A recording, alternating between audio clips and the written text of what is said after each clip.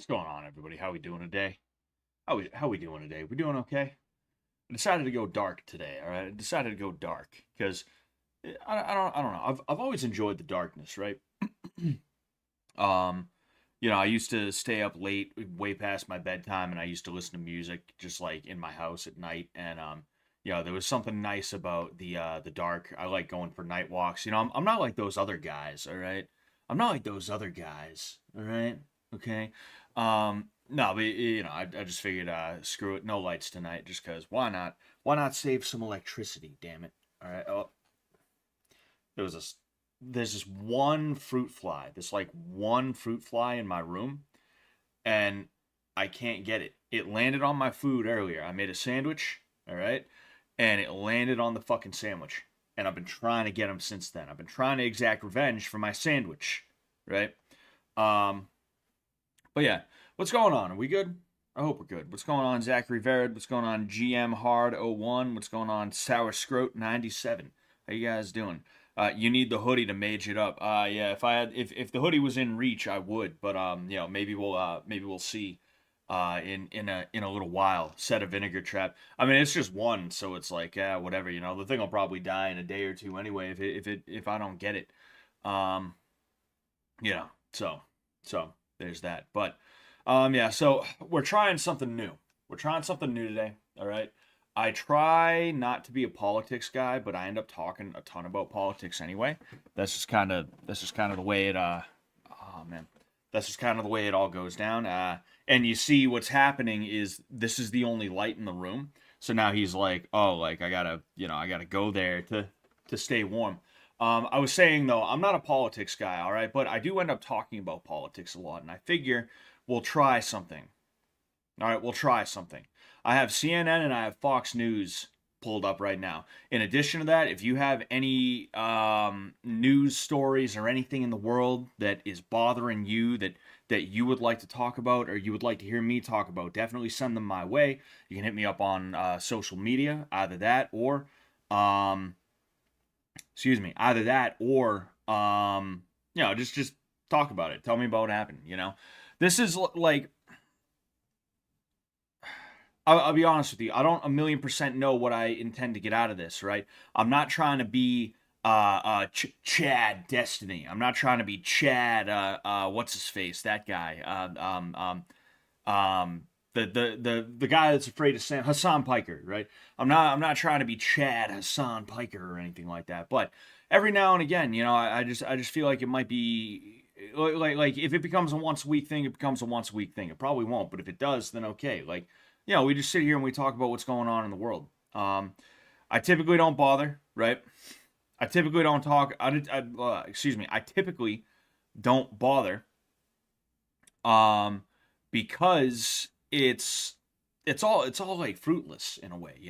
Remember when Ukraine was the biggest thing going on in the world? Now the Ukrainian conflict is cooled down, and like who cares about it anymore? Ukraine has become like a boomer conservative punchline because they're too afraid to criticize Israel. Like literally, like Ukraine is boomer Israel. And it's funny because Ukraine would actually be worth helping if we're being honest here. And I'm like, look, uh, we can sit here and we can argue. I know that a lot of like the based, red pilled, far right Zoomers and millennials, whoa, they don't like Ukraine. Fine, whatever, I get it. But if you see Russia, they're not the good guys. It's just the fact. They're not the good guys, right? You can talk about Zelensky and the Ukrainian government, and you can talk all about like. You can talk all about like, oh, NATO, but NATO, but NATO, but NATO. Ukraine is not Zelensky. Ukraine is not a government. Ukraine is a people, and the Ukrainian people are based. They're based.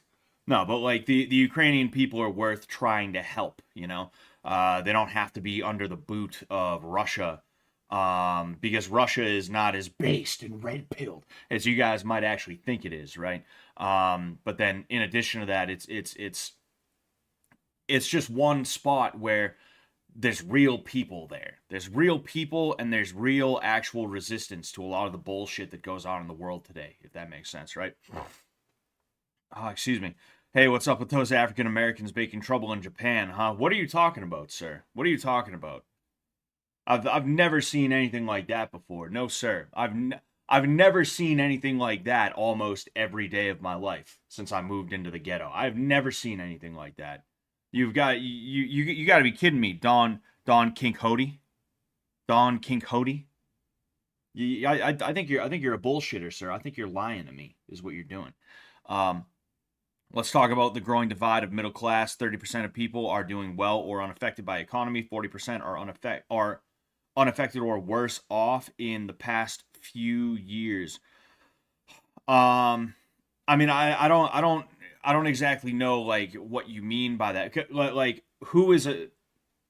It's just the wording. I get the gist of what you're trying to say, Zachary Barrett, but it's a little confusing the way you worded that. Are you saying that 30% are unaffected, um, and 40% are affected when they're worse off, or are you like it was just I feel like it was put weird. You know, I was having a hard time understanding it, but um, yeah, I mean, here's the thing, right? We're not in the middle of the Great Depression. Do I think a new Great Depression is coming? I could see it. I could see something like that happening, right?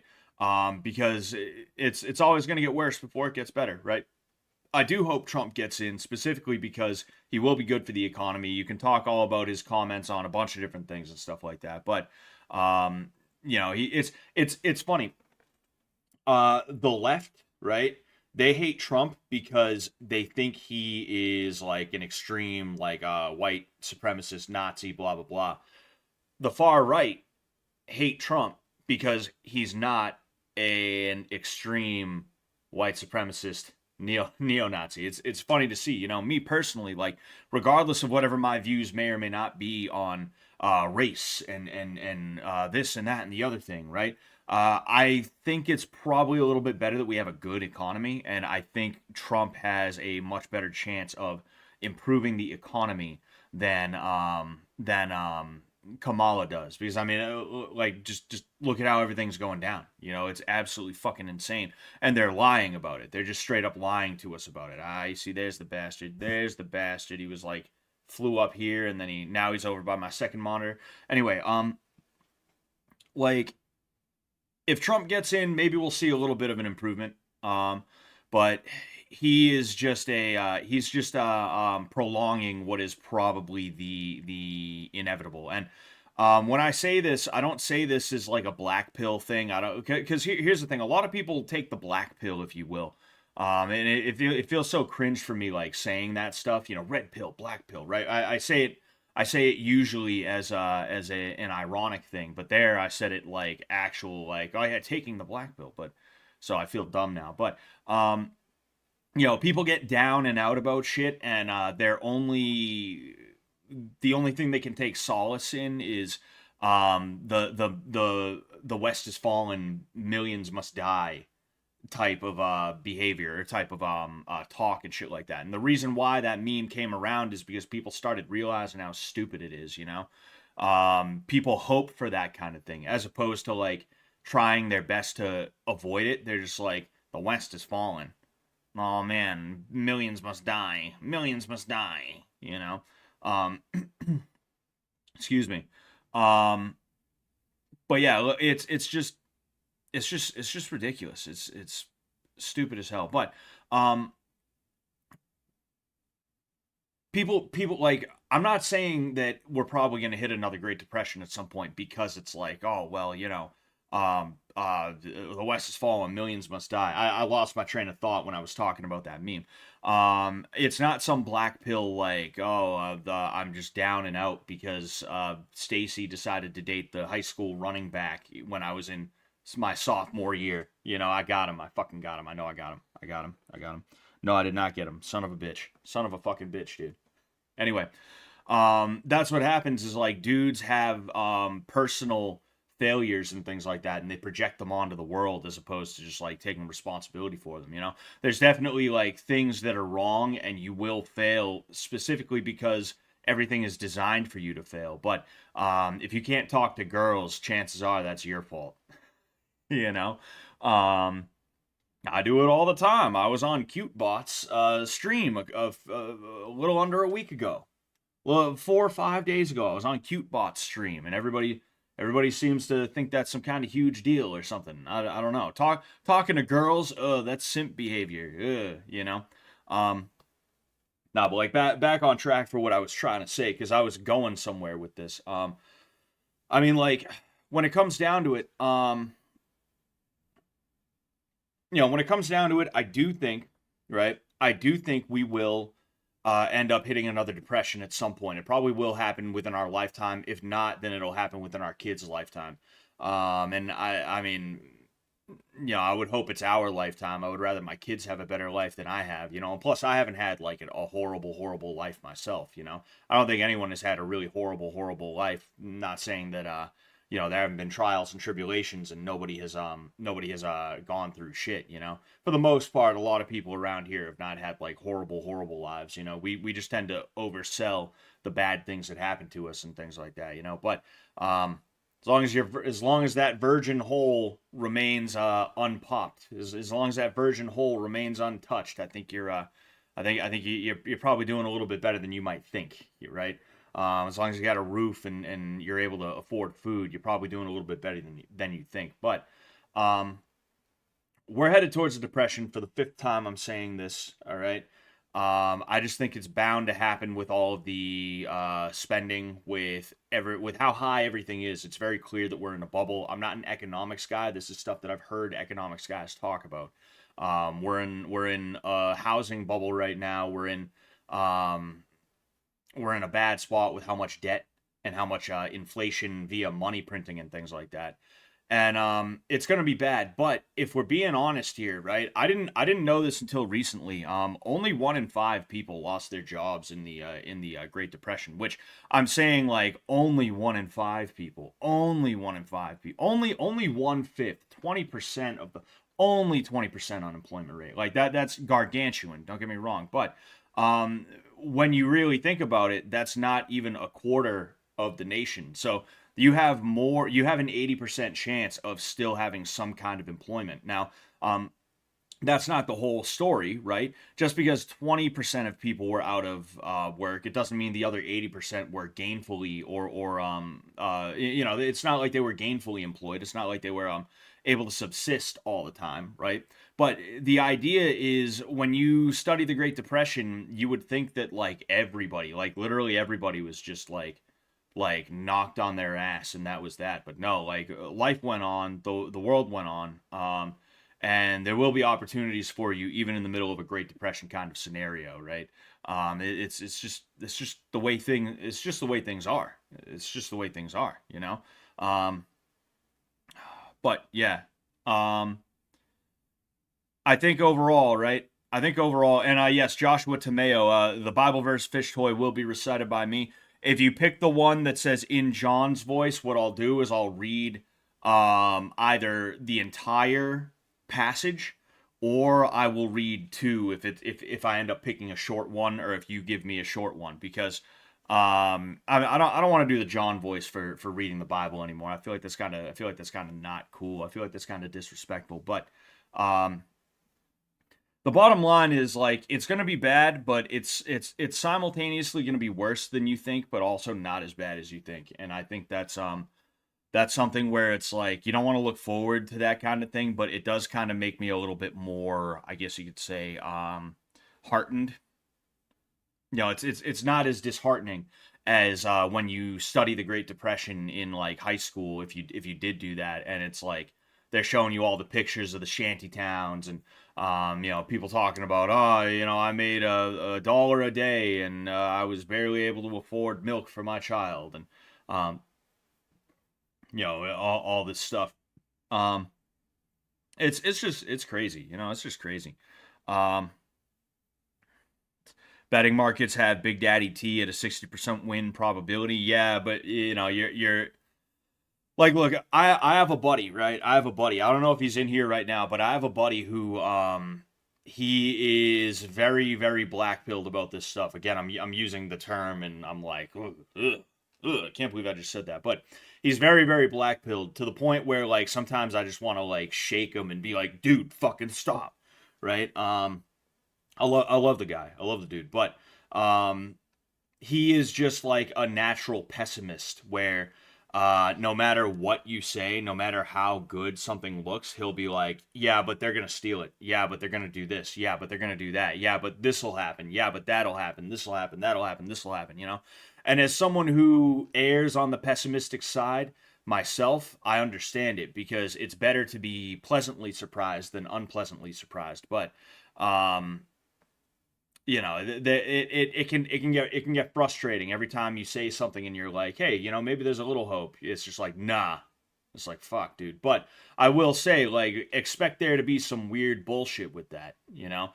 Maybe not the exact same kind of weird bullshit in that free and fair election back in 2020, right? However, expect there to be something else. Expect there to be something else. Maybe certain areas, maybe certain areas have their votes disqualified. Maybe there's a situation where they lose some votes instead of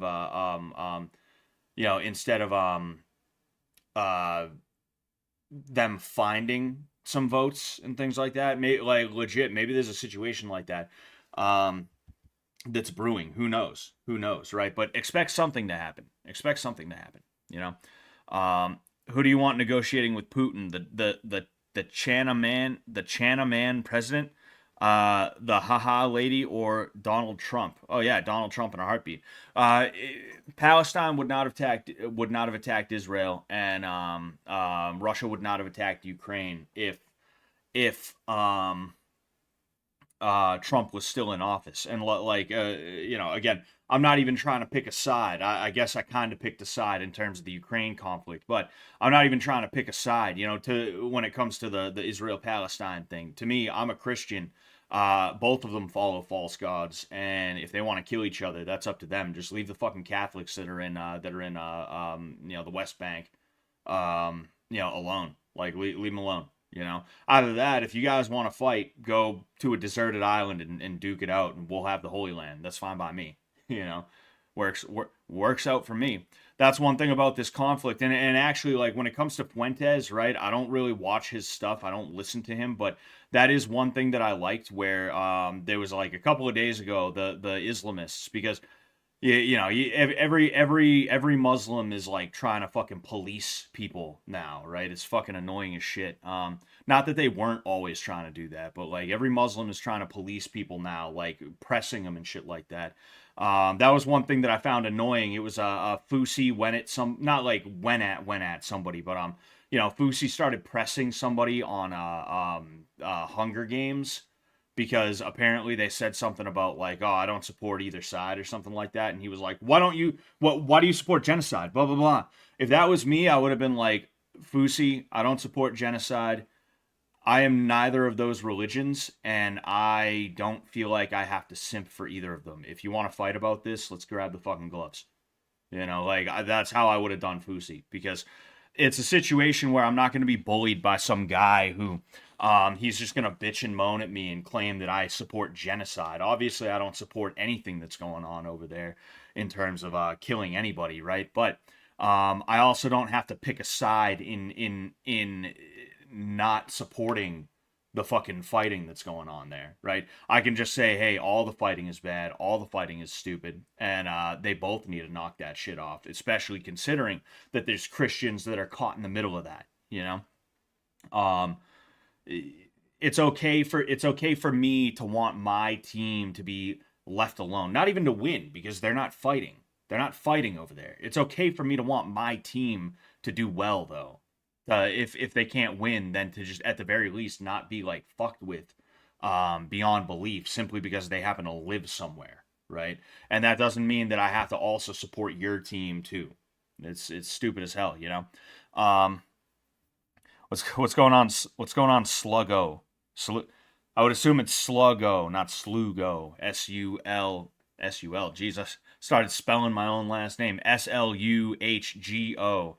I'm doing all right though. I'm doing all right. You know, we're talking politics tonight, and it's not going as bad as I originally anticipated. But when I run out of things to yap about in terms of like what the conversation we're having back and forth, I'm gonna end up going on to Fox and CNN, and yeah, it's probably gonna be like stupid as hell, you know, because I'm just gonna be looking at articles and I'm gonna be like, wow, would you look at that? You know, I realized that as I was pulling up the shit. It's like on the front page of both, right?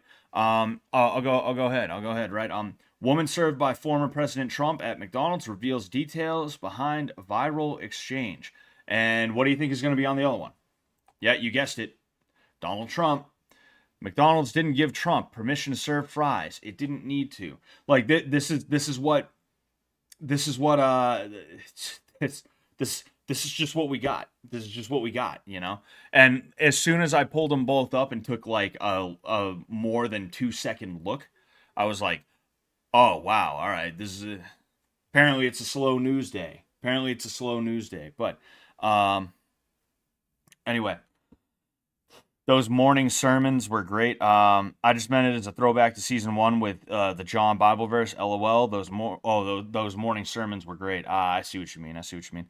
Current unemployment and inflation stats are way higher than the published numbers. Oh yeah, of course, 100%. You know, I'm no doubt, no doubt. You know, we should also reform the Roman Empire. That'd be pretty sick.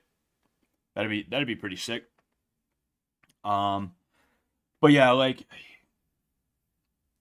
I've talked about this. I've talked about this every now and again. If there's one thing I can't stand, it's that everybody feels like they have to have a right answer. Everybody feels like there is a right answer to be had, and that they can find that answer with people that hate them, right? And I talked about this a couple streams ago. I think it might have been like a Friday or a Wednesday stream or something like that.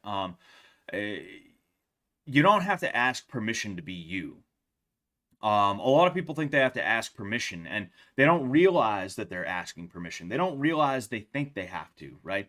And the reason why is because they think they're just trying to take it, right? But whether you ask somebody for permission or if you forcefully try to take permission from them, you're still relying on their positive judgment of you and of the way that you want to be to live your life, you know. And this is one of the things that kind of got me out of the whole like, oh, I need to argue with people online or in person and be way into politics thing, is because I realized, like, wait a second, like, what's stopping me from just doing my thing and being the kind of guy that I want to be?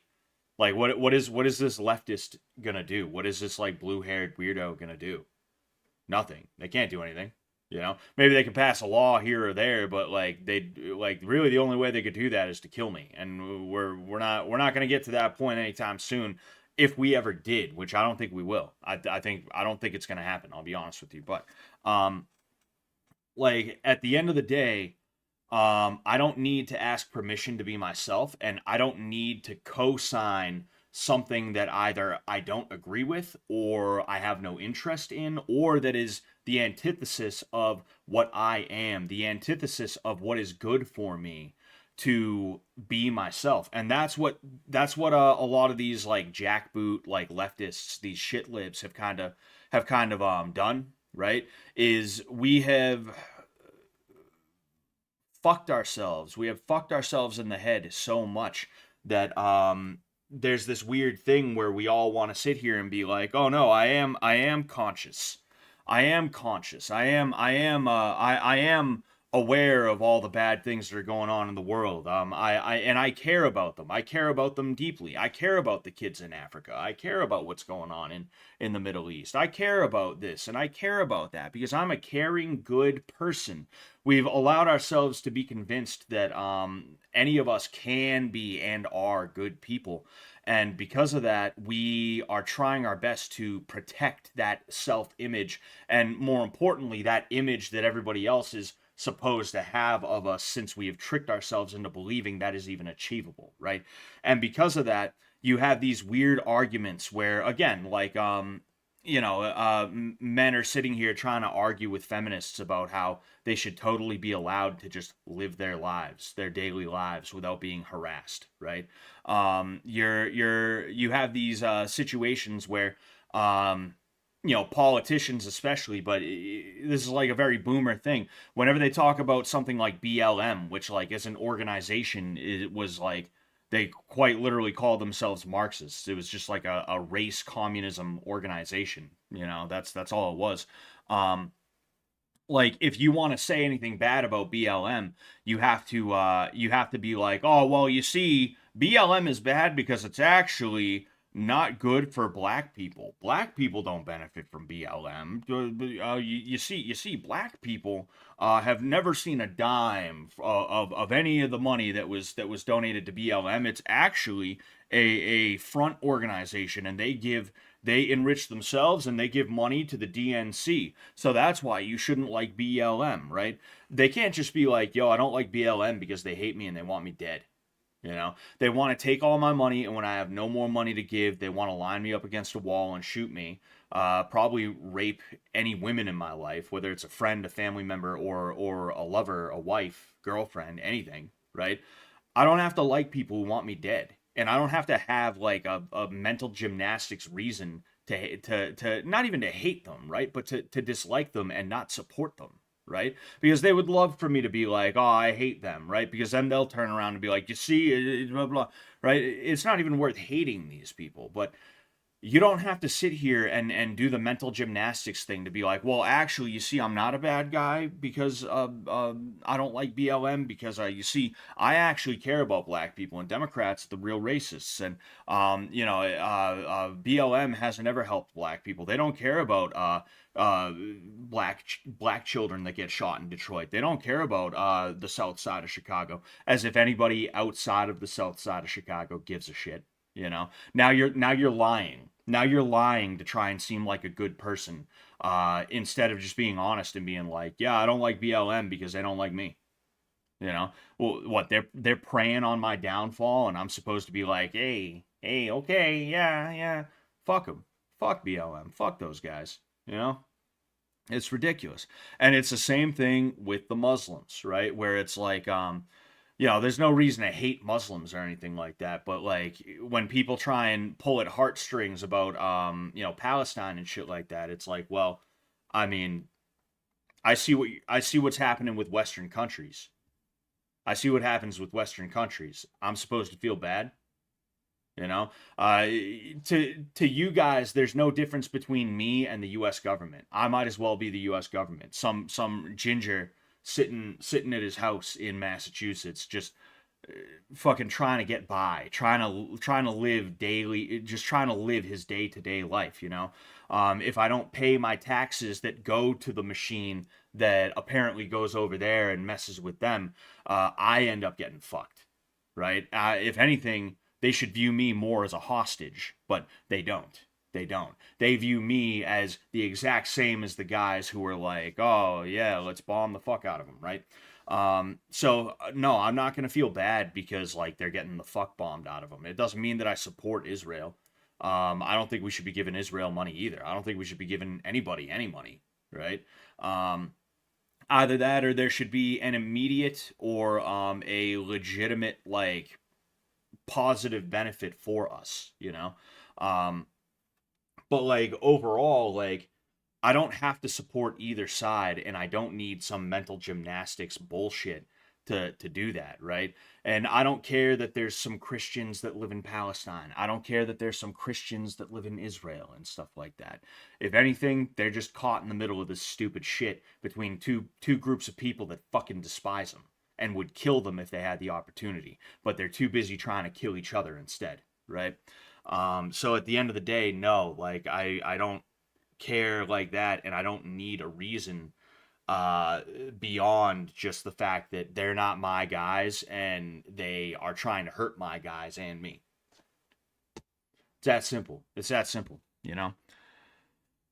The main issue I believe people have with politics is that they're not allowed to separate the people from the government that they live in. In America, we're allowed those privileges to be individuals. Nah, it's a very well-known aspect that you're it's a very well-known aspect. It's a very well-known aspect that like people will have like their own opinions and stuff like that, independent of whatever government, you know. At the end of the day, you can't. I say at the end of the day, there's a lot. There's a couple of words and phrases that I use all the time. It's almost like a verbal tick, but um, like Saudi Arabia, I'm sure you're not allowed to say anything bad about the royalty there, right? Um, what else? Fascist Spain, right? Franco's Spain. Um, you know, Nazi Germany. Where else? What's it called? The Soviet Union, right? There's no way in hell they're able to get everybody. There's no way in hell they're able to round everybody up who has ever said Stalin's an asshole. There's no way they have ever been able to round everybody up who turns around and is like, oh, I think the king or the dictator or the whoever is fucked up. It's impossible, right? If that was the case, then nobody would have ever had an issue that would have led to the fall of the Soviet Union. If that was the case, then people wouldn't defect from South Korea, North Korea. You wouldn't have North Korean defectors coming over the DMZ any chance they can get. You wouldn't have that. There's always going to be people who have thoughts and opinions inside their heads that they might express every now and again when they feel they're safe to, when they feel like it's a safe moment to do. And because of that, you can't just take one group of people and lump them all in as like, oh yes, these are the people that want my downfall or something like that. And that's like, people know that kind of thing. People know that kind of thing. That's not like an America thing. Like we're not special because we're not special because we think differently. We're special because it's harder, not impossible, but harder to arrest us for openly defying the government in that way, right? Typically, people who are on lists and shit like that, it's either people who like were unpopular, meaning like they were literally just not liked by local officials. Meaning like say a Stalinist list, right? Stalin's lists with Beria, right? The NKVD guy. I only know that name because I watched The Death of Stalin, so I know a bunch of those names. But I guarantee you, like a lot of the names on those lists were people who were either like leaders of some kind of anti-Soviet shit, or it was like somebody got on somebody else's nerves. Like, I shit you not, like some local official who has ties to the upper parts of the party. One day somebody got on his nerves and he was like, oh, Nikita Chev. Interesting. Well, I'm gonna go ahead. I'm gonna write his name down. I'm gonna send it up to Beria, and I'm gonna say that he's been defying the government. He's guilty of bourgeois immorality or something like that, right? And then he's gonna end up getting taken, and he's gonna get sent to a gulag. He's gonna get sent to a gulag. If he's lucky, he'll get shot instead.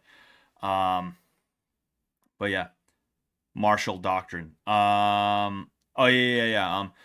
What's your opinion on what the U.S. did to South America over the years? That's basically in our backyards. I'm not 100% sure because, to tell you the truth, I don't know that much. I listened to Wendigoon's video on banana republics. Like, I mean, what do you think I'm gonna be like? Actually, it was a good thing. No, like, fucking, I could go without bananas. I don't eat fucking bananas. I'm not a banana guy. I don't give a fuck about bananas. I know there's other fruits than just bananas, right? Just saying. But yeah, like overall, we should leave people alone, and we should try and be left alone. I'm not like an isolationist, but again, like I can go without bananas. It's that simple. It's that fucking simple,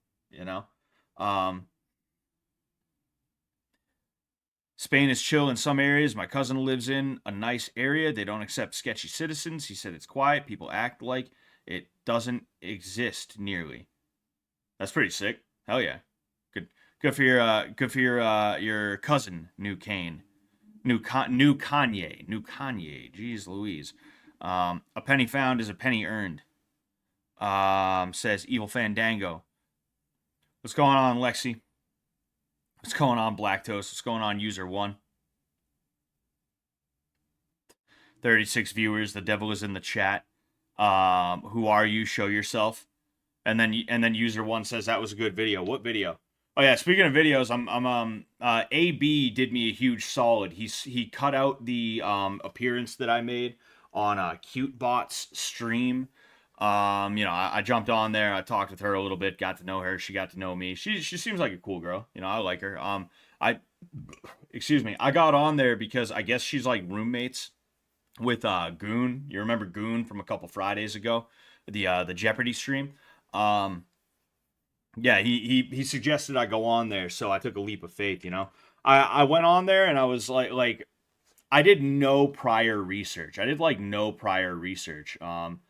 I jumped in there for like a little bit prior, just watching the stream just to see what it was, and it was all just like a bunch of like weirdos and shit like that, like legit like weirdos, like yeah, I don't even know, like wannabe lol cows, which I think was kind of part of the point.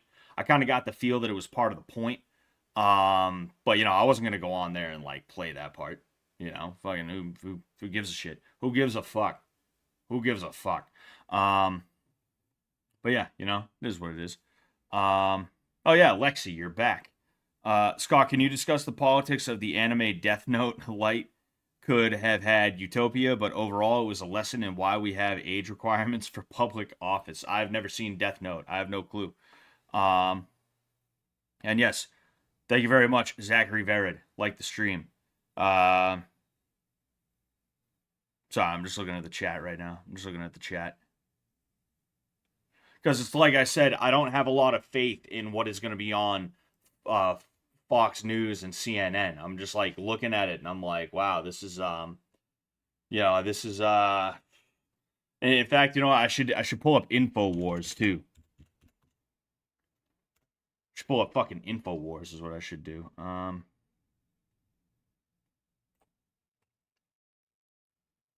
That's what I should do. Fucking A. That's probably where the good shit's going to be. Wendigoon Banana Republic video. But, I mean, I guess we might as well talk about my personal politics. My personal politics are, I guess I would say libertarian. All right? I'm mostly libertarian. Obviously, nobody's a purist. And that's a trap that a lot of people get pulled into, is the idea that you have to be a purist in whatever it is that you do. Only weird freak losers are 100% 100% not accurate, faithful to whatever label they give themselves, and even then they're not 100% accurate. There's always something weird with those guys. The guys that would yell at me because of miscegenation, right? The far right edgy boys and shit like that, like they all have like porn fetishes and shit like that, or not fetishes, but they all watch like fucked up porn or like some other shit like that. Nobody's 100% in line with their stated views. It just is what it is, right? And overall, like, I just want to be left alone, and I want to leave people alone. I don't want any trouble. And I think the reason why that is because I actually have a modicum of agency in my life. I am not dependent on people. I don't. No, I'm not dependent on anybody at this point. In my early 20s, I was dependent on people, right? But like now, I pay for everything myself. It just is what it is. And I think that if you're dependent on something, it's naturally going to make you a little bit less libertarian in terms of like, economics specifically, but also anything else other than that is, going to be like centralized power, even if it's just the power to deliver mail and things like that, right? Overall, like, I'm not someone who's like a libertarian police department is a funny green text from like years and years ago. There was this dude, Punished Creeps Work. He's actually from New England, I guess. I don't know where exactly, but he did it. We'll look it up. We'll look it up, right? We'll look it up.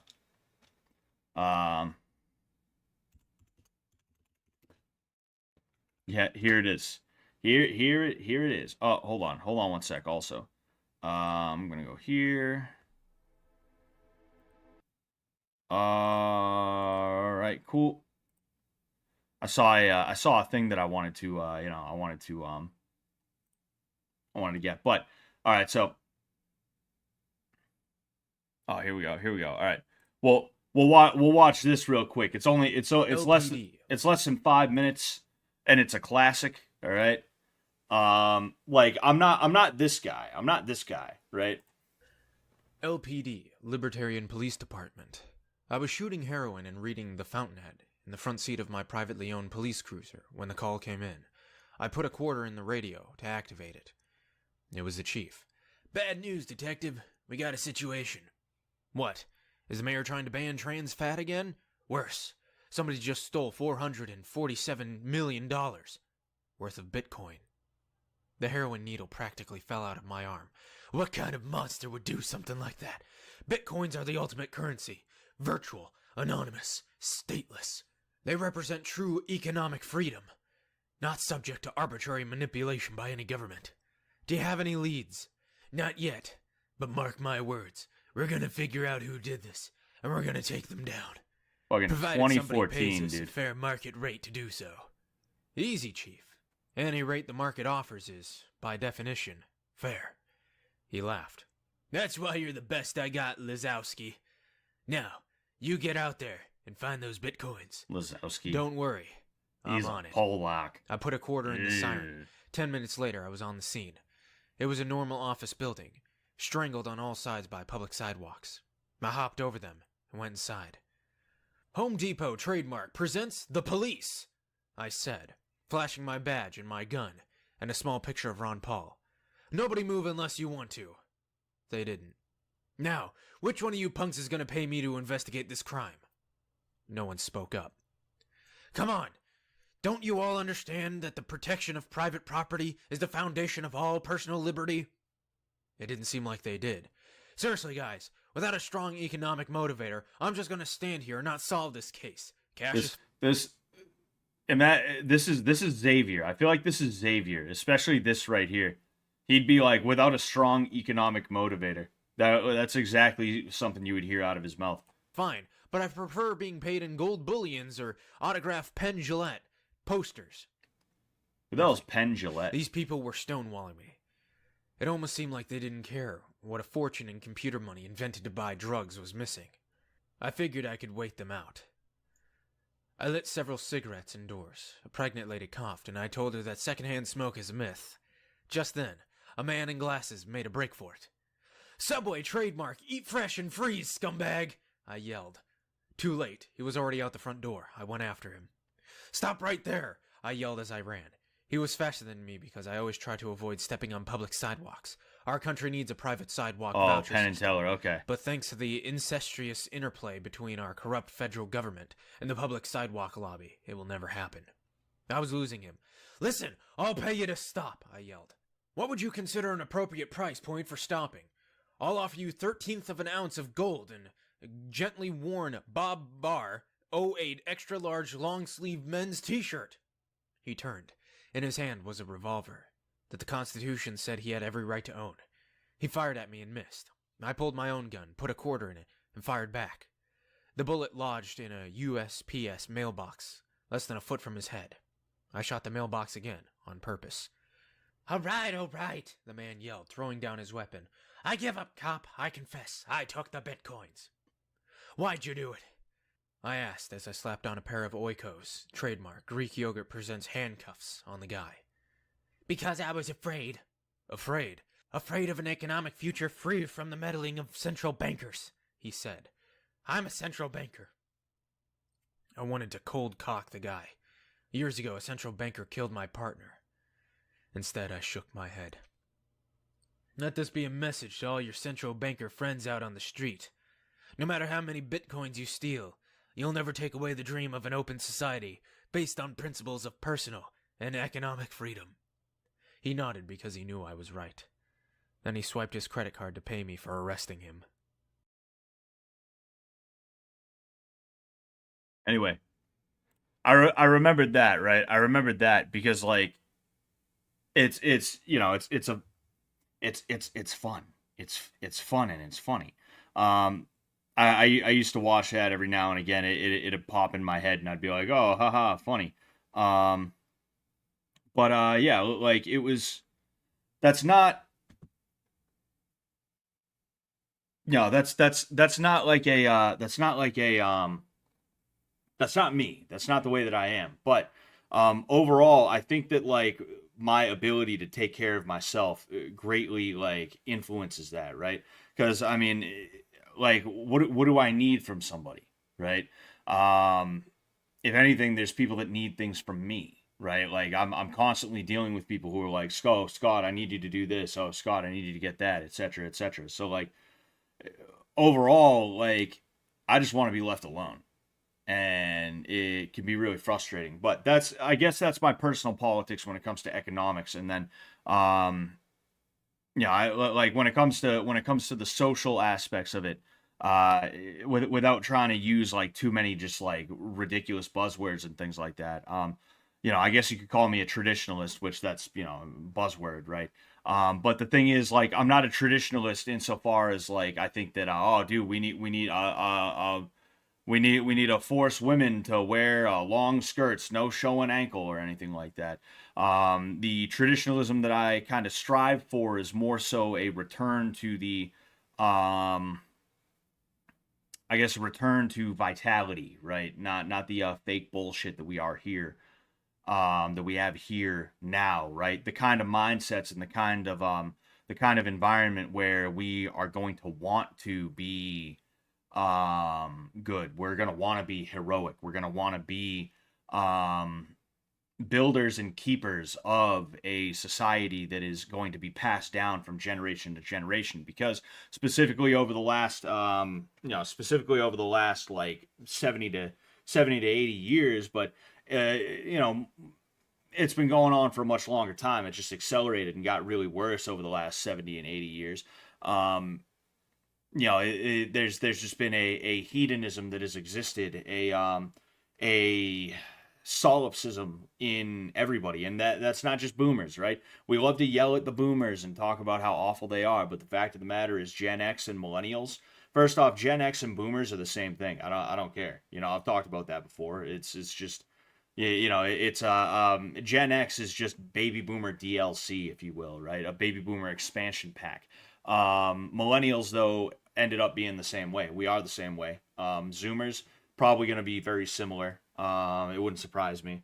Um, it's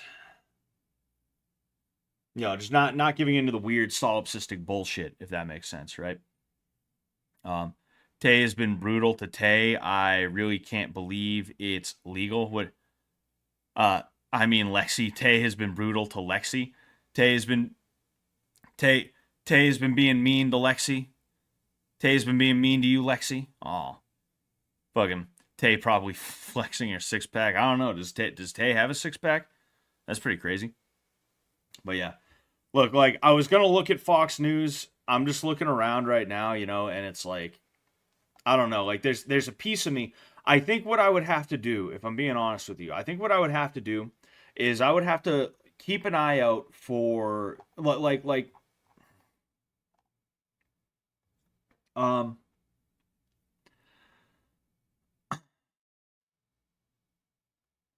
heavy metal singer. Hold on one sec. I'm curious about this. Oh man, the lead singer of Iron Maiden died at age 66.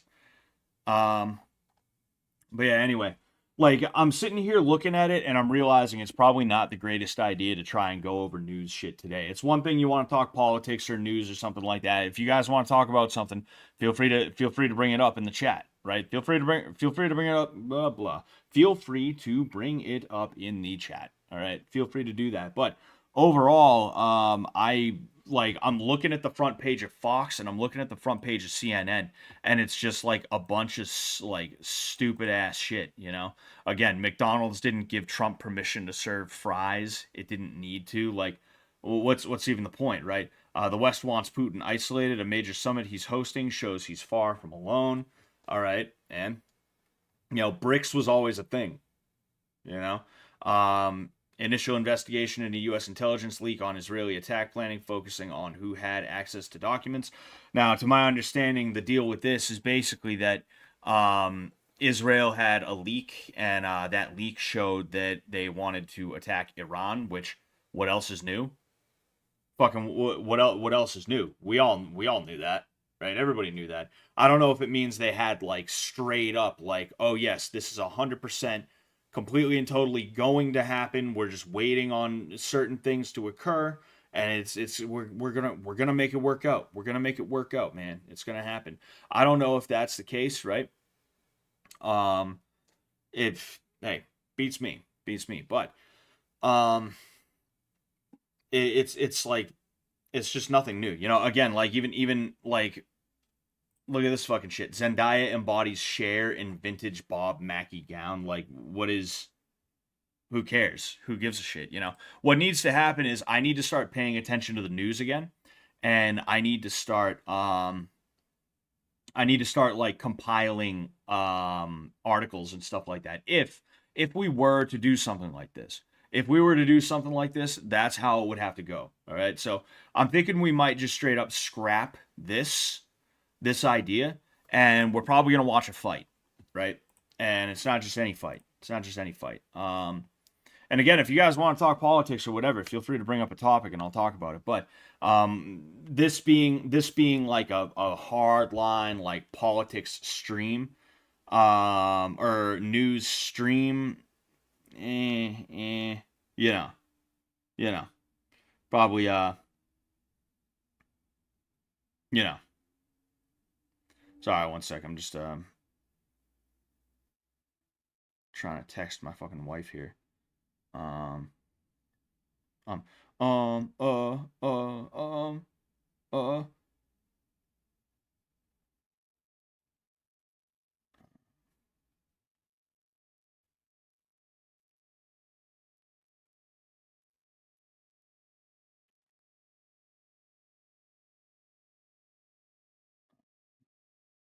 Trying to figure something out here.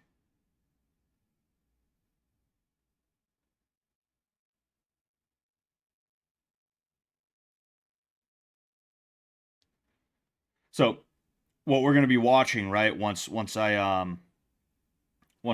done looking this thing up, so I can tell my wife what I need from her. Um,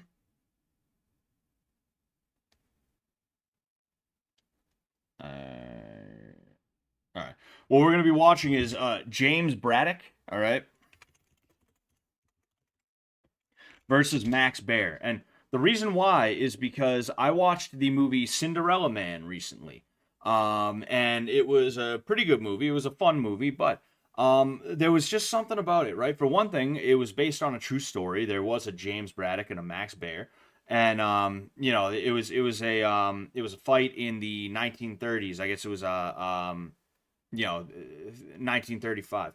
But James Braddock won the title. He was not supposed to win the title. He was an extreme underdog. And we're going to watch it because as I'm watching this movie, I'm sitting here and I'm just like, yo, this seems a little bit too good to be true. And I don't know how much, like, I'm watching the fight specifically. You know, all the other stuff, like, I'm sure there was stuff that happened, stuff that didn't happen, but I'm watching the fight and it's like, oh, this is just so Hollywood, right? And even more than that, right? Because I decided to look it up and I didn't watch the fight itself. I didn't watch the fight itself yet, but I end up looking it up and I find this clip, right? This is Max Baer, okay? Now, the way they do Max Baer the way they do Max Baer in the movie makes him out to be like the worst type of fucking guy. Like so like just such an asshole for no reason, you know? But listen to this dude right here. Tell me what you hear. Seems like a real nice guy. If you watch the movie, right? If you watch the movie, you'll notice like, oh, fucking they treat him like he's they play him like he's such a fucking asshole. But no, very well spoken guy. Willing to pay credence to the skill of his opponents and shit like that, you know. And that's like a really good thing. That's a very redeeming quality about this guy. That's mad cool, you know.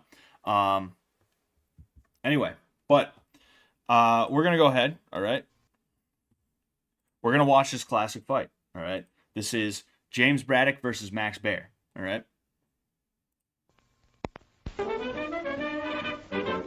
Oh, hold on though. Hold on. So, High Priest John says that we'll answer this. Obviously, we'll answer this. But I have a political question. Why do pro-life people always refer to their body, their choice, but fail to acknowledge the baby is a different, separate human?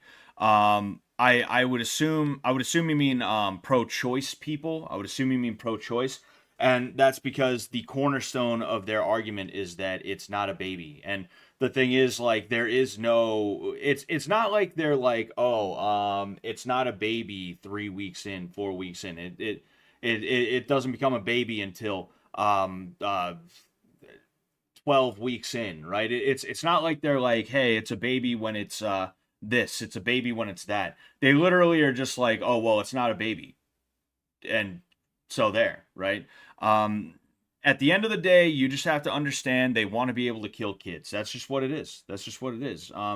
And anything they have to do or say to be able to kill a kid, they will. And I don't mean that like a woman who gets pregnant, whether it was on purpose or by accident or whatever, right?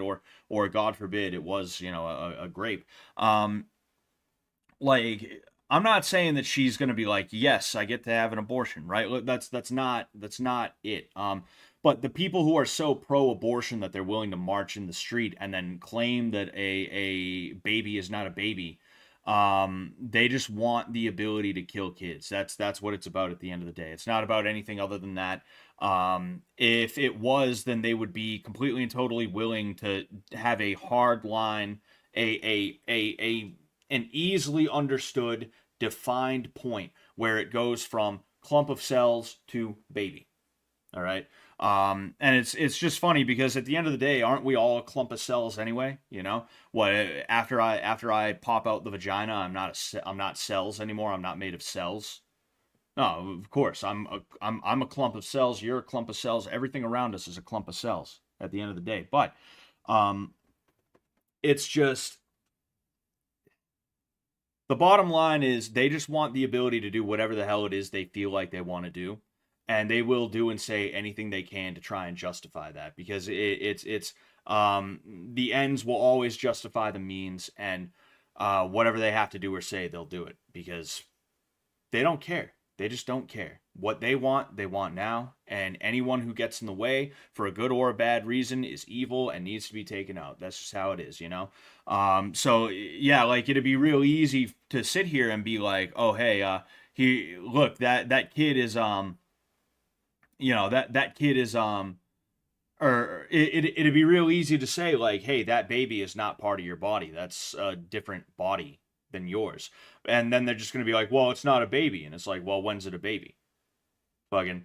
And everybody's going to have a different answer for you. Like I said, you know, some people will say, well, it's not a baby until like a couple of days after, you know, they'll try and say that type of shit.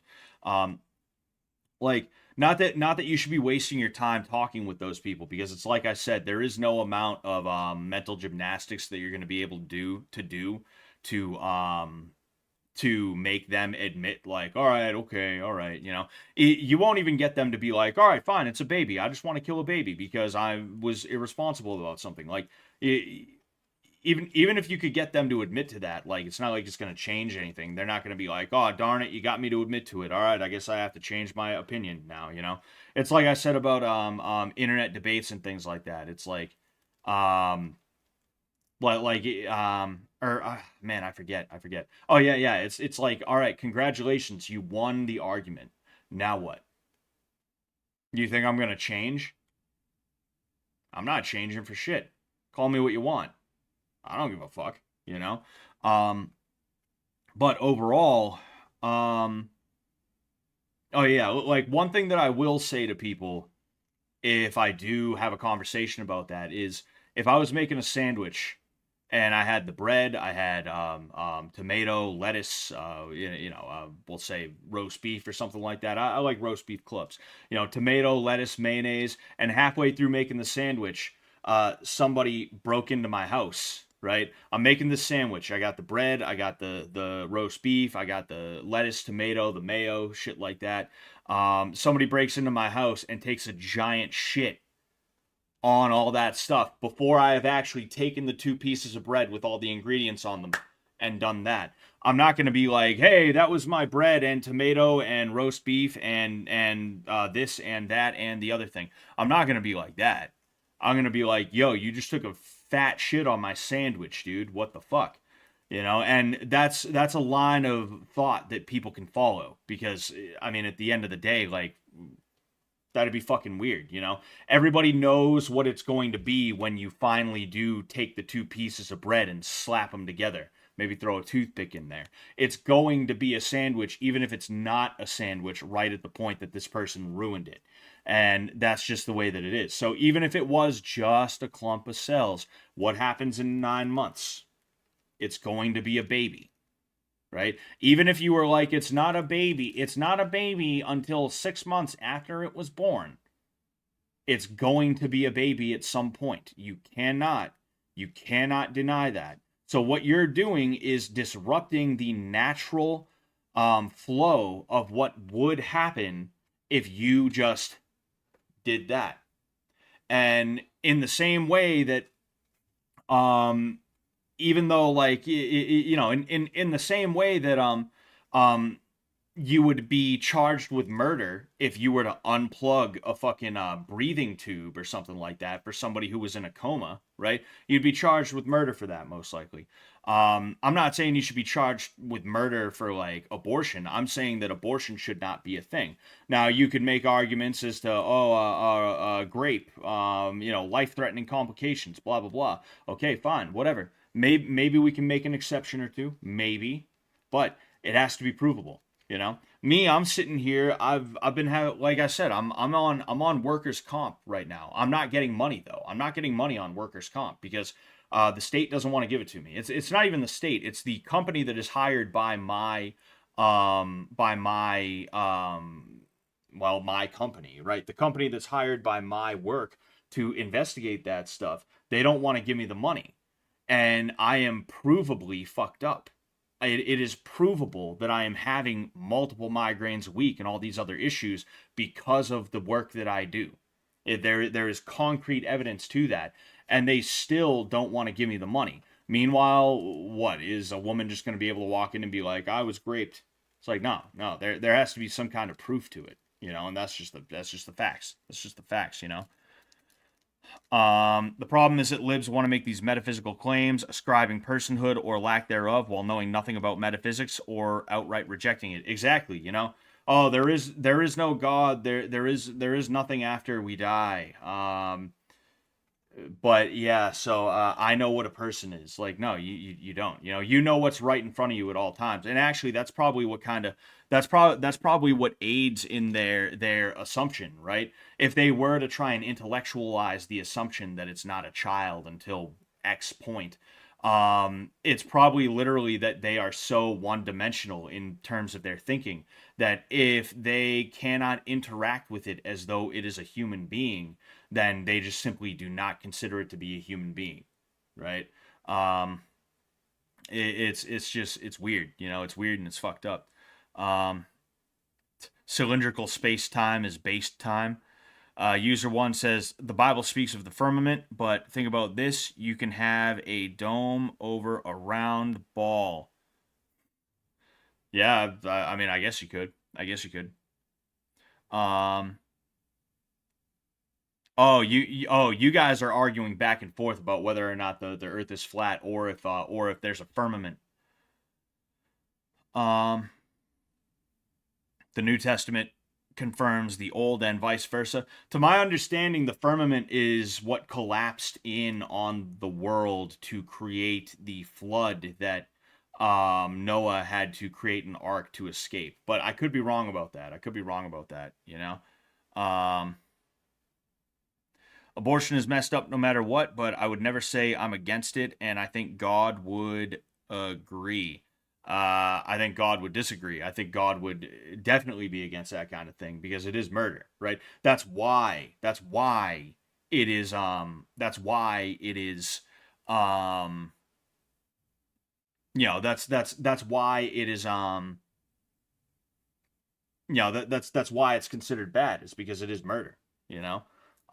Or like another example, right? If you planted a bunch of flowers and they hadn't bloomed yet, and I go and I fucking stomp all over the flowers that hadn't quite gotten to the point where they could bloom, you're not going to be like, oh, the buds, oh no, you killed my buds. You're going to be like, oh no, you killed my flowers, right? Probably an even better way to go about it. You know, where's Claire at? Where's Claire? All right.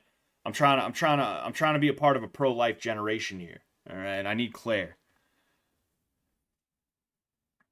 Anyway, it's Black Toast says cylindrical Scotty rocker. I can only imagine. I can only imagine what that would look like. Oh man. Sorry, I'm just texting my wife again before I before I do my thing.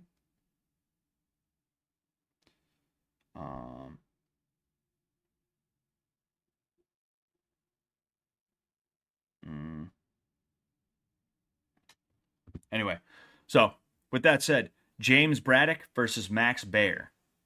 All right, James Braddock versus Max Baer. Now there's a 32 minute fight. It's not a breakdown or anything like that. We're not doing a breakdown. Thought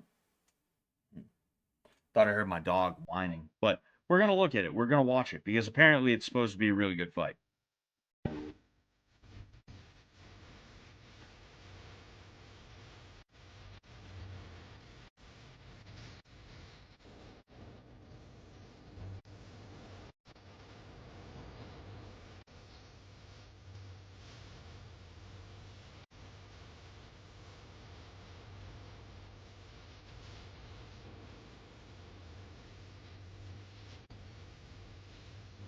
All right. All right. Okay. Here. All right. Here we go. So, I'm not sure who's who yet. The world's heavyweight champion from Livermore, California, Max Baer. From some California place. His opponent, the man who in the last year made the greatest comeback in ring history, James J. Braddock of Jersey City. Okay, so this is James Braddock right here, all right, and that's Max Baer. We'll go ahead. So we'll skip ahead. So now we at least know. All right, here we go. Break clean. If either one of you happen to go down, the other one goes to the target corner. Now shake hands, come out and fight, and keep your punches on. So keep your punches down. Something like that. I don't know. Those fucking transatlantic accents are grating. So pop him right in the kisser. See? He popped him right in the kisser.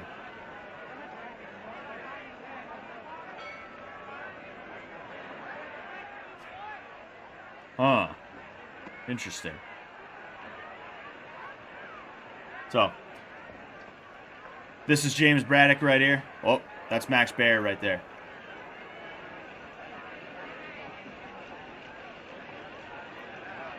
See, this is one of the differences between old time and new boxing, right? Is that there was a little bit more room for utilizing the clinch and things like that, you know. So right now, Baer is the taller, longer fighter, so he's trying to keep James Braddock away. These streets ain't what they used to be, toots.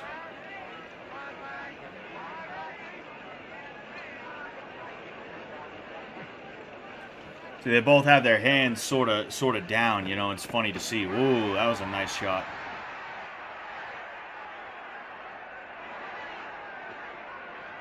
So Braddock's really working his jab to dart in, you know, and that's good. And I don't know why Baer isn't really throwing jabs right now, but it's a little strange to see. I won't lie, you know. Baer pounding the body, tried to throw an uppercut on the way out.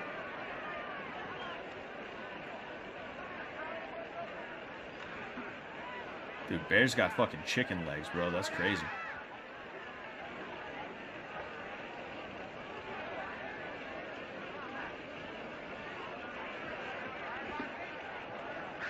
Imagine showing these guys MMA.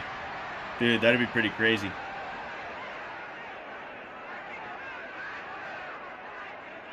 You know, there was a lot more guys that used to wrestle back in the day than you realize. All right, so that was the first round. If I had to give that to anybody, I'd say it would probably be James Braddock, because Baer just sort of was, you know, just chilling there. He didn't really do much of anything.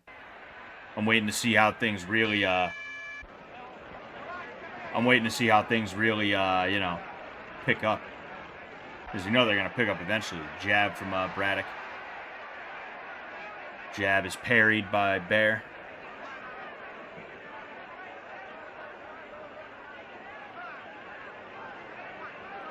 Ooh, uppercut on the way in. Right hook on the way out, but right hook didn't really land. Ooh, that was nice. So Baer in the clinch goes body and then up to the head, and he caught Braddock right there. That was sick. A couple of looping shots from Braddock.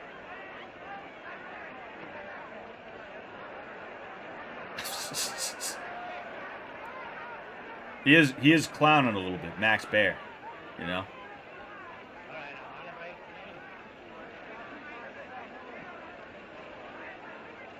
Yeah, I mean, Braddock is just chasing him down right now. And again, like, this isn't like, you know, there isn't half the shit that they showed in the, there isn't even half the shit that they showed in the, ooh, that was a nice cross up right there. Ooh, damn, that was a nice uppercut too. What was I gonna say? Oh man. Anyway, like, half the stuff that you see in the movie Cinderella Man is not even here, you know? Alright, there's the end of round 2. Alright, so we got round 3 right here. Jeez, they get up right out of the stool and they go. There's no seconds out warning.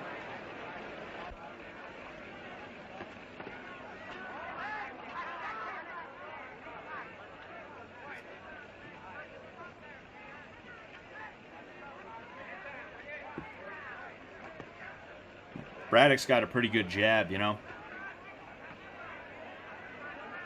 You know, Baer's the taller guy, so you would think he would want to jab more, but he's just simply not doing it. He's just not doing it. Did they have fewer cuts back in the day? These old fights never seem to be that bloody. Yeah, I'm actually not too sure. I'm not too sure, you know. Huh. I mean, then again, how many old fights have you actually watched? Me? Ooh, okay. That was some nice work on the inside by Braddock, and then you know, Baer ends up giving it to him in the you know, on the body. Like, how many old fights have you really seen is the question, you know? I haven't seen a ton of old fights. I've seen some of Rocky Marciano's fights. You know, I've seen the Jersey Joe Walcott fight. That's an absolute classic. You know, I've seen Archie Moore versus Rocky Marciano. I've seen that, right? This is the first time I'm seeing this one, you know.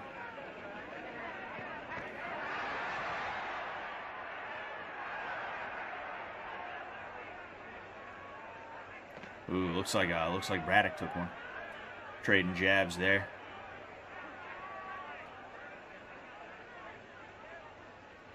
See, Baer wants to try and put him away, but the thing is, if he would just line up his jab, he'd be able to do that. You know, it's going to be hard for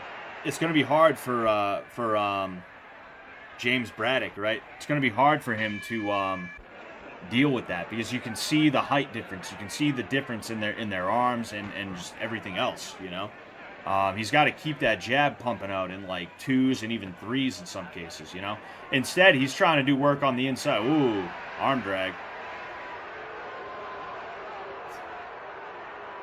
You see, that was him, like, again, like they show him doing all sorts of fucked up shit in the movie. That was the worst thing we've seen out of him, was he kind of arm dragged him a little bit and fucking, then he was like, aha, yes. Yep, I did that. Ooh, he tried to time that cross. I think it might have landed, but I don't think it landed as flush as it could have.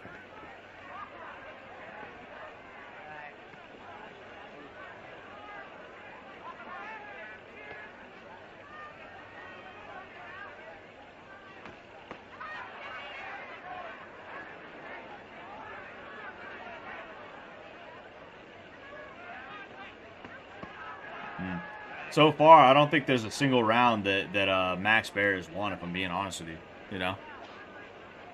Baer needs a can of spinach. He's getting pieced up. Exactly. You know? He's just getting touched. It's because... Ooh, that was a nice uppercut, though. That was a nice uppercut. You know, that was a really good uppercut. But I was saying, like...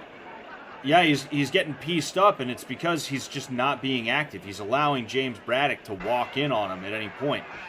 Braddock shouldn't be winning the jab game. Braddock should not be winning the jab battle right now. He's too small to be winning the jab battle. But unfortunately, Max Baer is just allowing him to walk in. He's hammering the body, which is good. That should pay dividends in the later fight. But overall, like, he hasn't won a single round thus far, and James Braddock is throwing too. You know. You see, that's not a bad idea. He's starting to use his left hand to try and keep Braddock out, you know.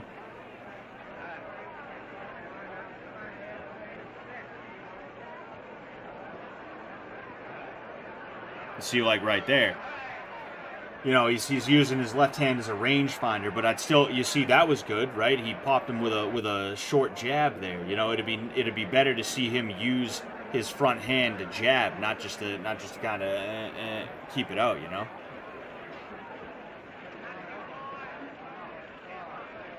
He's talking to Braddock. I don't know what he's saying.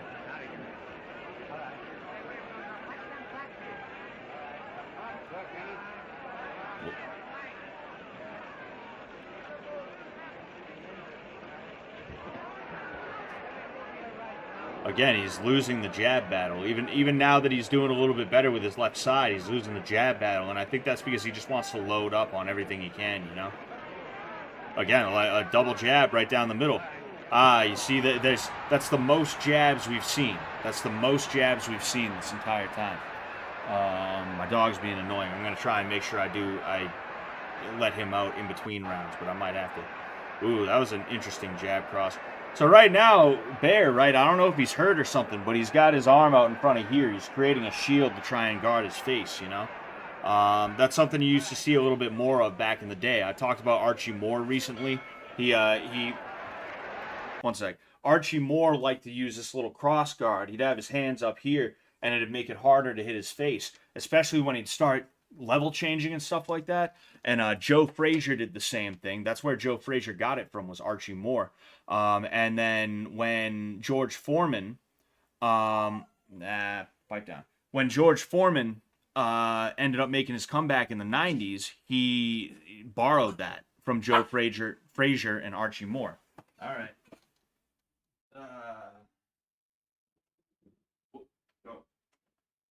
Go.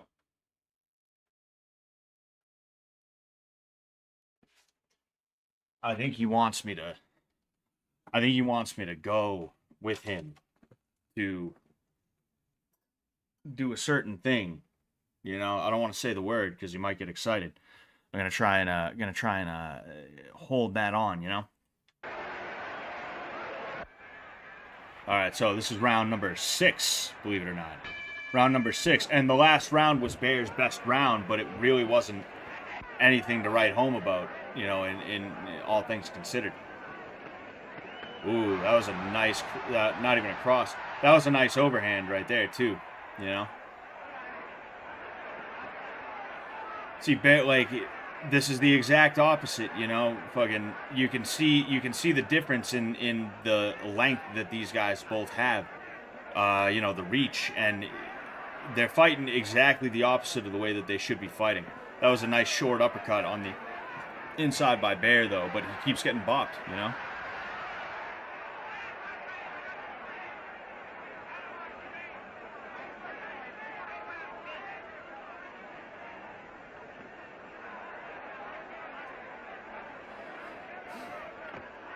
You see, and it's at a point now where Baer is using his hand, right, as that rangefinder, but it's just making it obvious that he wants to throw something, right? He wants to throw a more powerful punch. Like, you can see him right there. He was trying to load that up. That was a nice uppercut on the inside, and then he threw a hook on the way out. That was nice.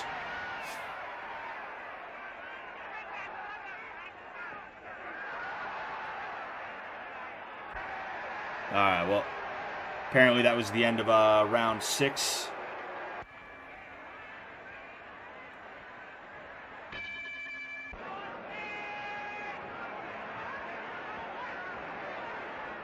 So again, Max Baer just right on the inside. That's pretty wild. Seems like there might be some footage missing here because it jumped from one thing to another, you know? Plus, I feel like some of these rounds may have been a little bit on the shorter side. Oh, man.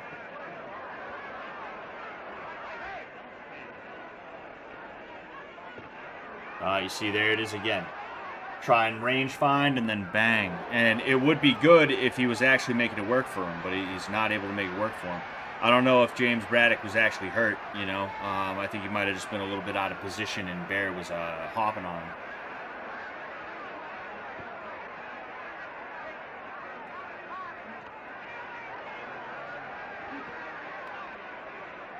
Again, short uppercuts. Oh, interesting. It looks like Braddock was throwing some headbutts on the inside, you know. The way he kind of jerked his head. Looked like he was trying to bump Baer's head. Ooh. Oh, yeah, you see right there. I'll rewind this just a little bit, right? You can see. So they come over here. He throws that overhand, I believe it was. Yeah, jab cross, and then he leads with the head immediately. Right into the chin. That was an interesting little piece right there, you know. That's some dirty boxing. Jab, jabs.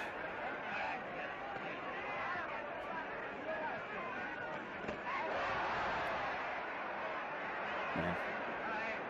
It's crazy the amount of punches these guys are just taking like that. It's funny as hell, you know?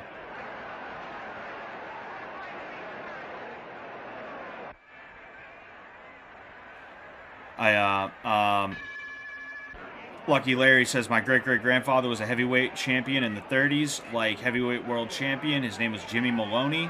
There's video on YouTube. That sounds familiar. That actually sounds a little bit familiar. Jimmy Maloney.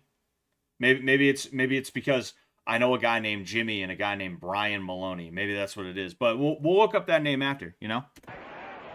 All right, so I believe this is round 8. If not, it might be round 9. Oh, he's just toying.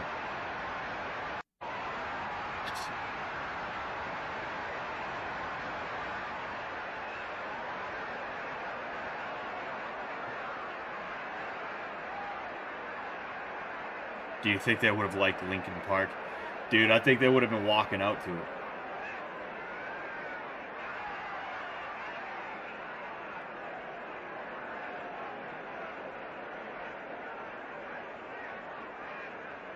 Yeah, I mean, right now, Max Baer is just not doing enough. He hasn't done enough this entire fight.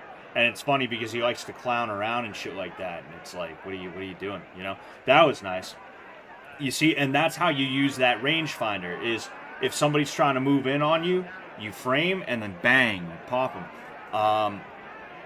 And like, that's a way that I teach Sam to use framing and stuff like that. If somebody tries to level change to move in, you frame off the back of their head, and then bang, you hit them.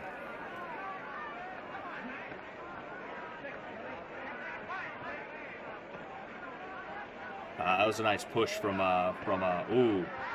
That was a nice push, and then on the way back in, there was more than a couple of pretty nice shots from Braddock.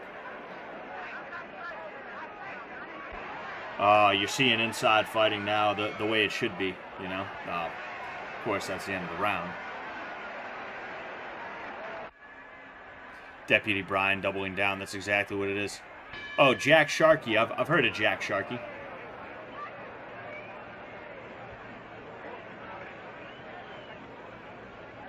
I think Jack Sharkey fought Dempsey. I could be wrong about that one.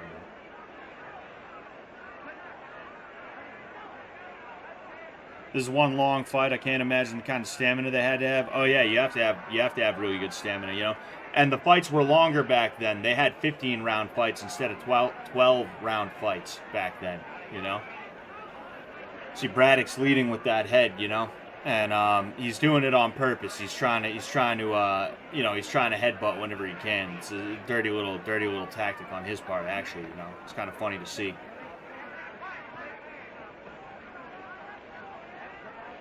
Nice little gazelle punch. It didn't really find its mark though. Oop. A couple of short uppercuts from Baer.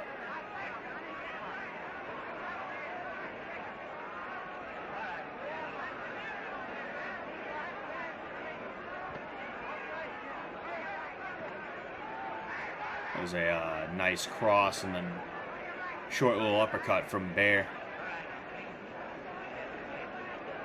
Baer really wants to win the inside battle. There is no stopping him from like trying to go for that inside battle. It's not working the way he needs it to.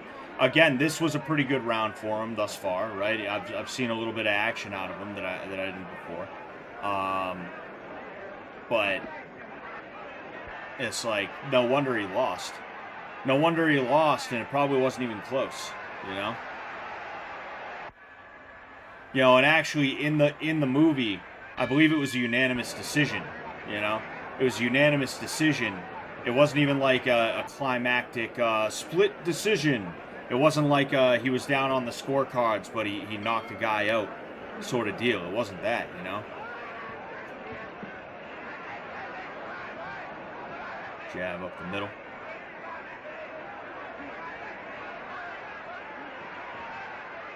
Oh. Few hooks from Max Baer.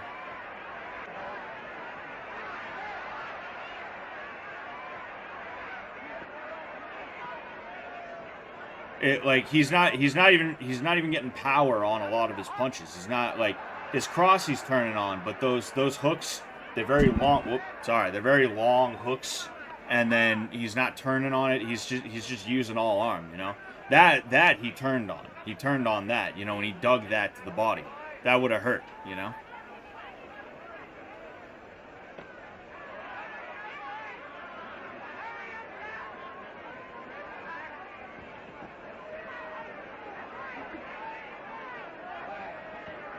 Jab to the body from Baer. Ooh, jab to the head, deflected by that what looked like a Philly shell. Yeah, he's got a Philly shell going on.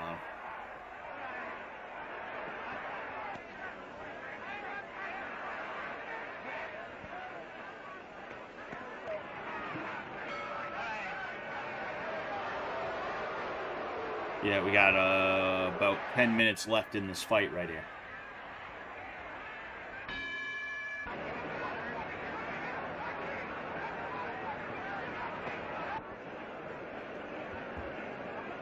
Oh, working the body. Now he worked the head. That was pretty good.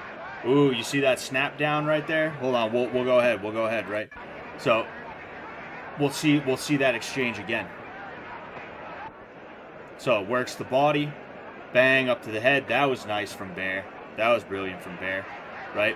And you see that he's getting pushed into the ropes. He gets his hands free and he snaps him down. That's actually a wrestling move, and you also see that from you see that a lot more in you know, older boxing and things like that. And George Foreman is someone who is pretty good at that type of thing as well, too.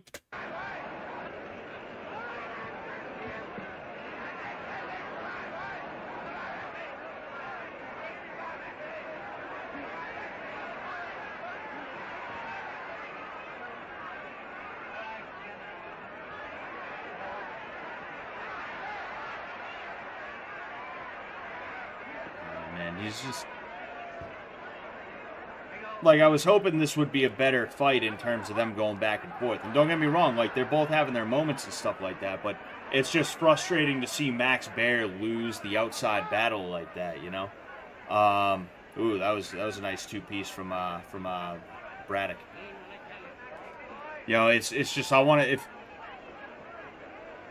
Like, what was his corner doing, you know? Where they're like, no, you're doing great, you're doing great. And again, like, half the stuff that happened in the movie is not here even a little bit. It's funny to see how Hollywood, like, really, really messed with that fight. Because this is the fight. And we're going to check the comment section, and I guarantee you there's going to be like, oh, huh, that's weird, you know? Like, it didn't go down that way in the movie. The way they stand and guard is so different to what I'm used to seeing. It's weird how the standards and style have evolved over the years. Yeah, you know.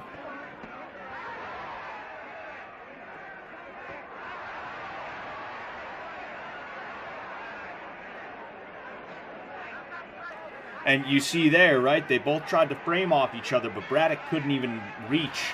Baer. Right? Baer, let's see what round it is. Round 12. All right. Baer was framing off of Braddock's head, and Braddock's fist was like this far away from his head, you know? He should be jabbing, and he should be framing in a more serious way. Kind of like that, except in that case, he only got his hand out to here, and because of that, he got bopped a few times. That's a good way to do it. Control his movement, control where he's able to bob and weave to, control the distance, you know?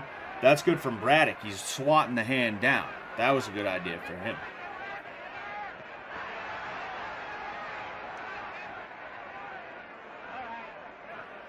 You see, and a lot of people, like, people talk about these guys being tough. Truth be told, they're no more tough than the average person is today.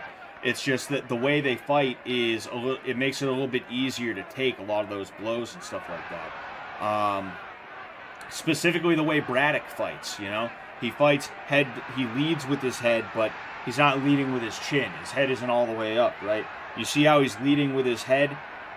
He's got his chin tucked. It makes it a lot easier to take blows and also to not get hit by blows, right? Like, he was pretty safe right there. He got hit with that uppercut, but other than that, there was nothing else he could have been hit with than by the uppercut. That's it. He had his head inside Baer's chest, and because of that, you see what's happening there, right? Like, we'll go ahead, we'll look at that final exchange because it's a good example, and even this right here, right? You see where his forehead is. And then there's that final exchange in a second or two, right? And you're going to see he leads with his head. He moves in. That's the way forward pressure fighting is meant to be done, right? That's the way forward pressure fighting is meant to be done. And it's not done as much anymore because you can't fight in the clinch. At least you can't fight like you used to in the clinch. And the second you end up putting your head in someone's chest like that, they're going to end up trying to hug you. They're gonna tie your arms up and stuff like that. And that's one of the reasons why clinch work in boxing is so important. You have to allow guys to be able to fight, and you should honestly be penalizing for timidity in the clinch. It's one thing if it's like both of the guys are not working, so you separate the clinch and you say, all right, work. It's another thing when one guy's throwing punches and the other guy is just trying to hold on for dear life. Those are two different things, you know? It's ridiculous the way modern boxing is, you know? Everything has to be slick, and unfortunately it's become boring. Like, the slickness is almost boring because it's not slickness as in like, oh, these guys are taking risks, they're taking chances. It's a slickness where it's like, I'm afraid to commit fully. You know, I'm going to throw a couple jabs, a slip, bang, right? Slip and rip type shit. And, yeah, that can be fun, but when everybody's doing it and when you're constantly having to watch fights that are all 12 rounds or all 5 rounds and dudes are 10-9ing their way to victories, it's like, oh, it fucking sucks, dude. That fucking sucks, you know? Anyway.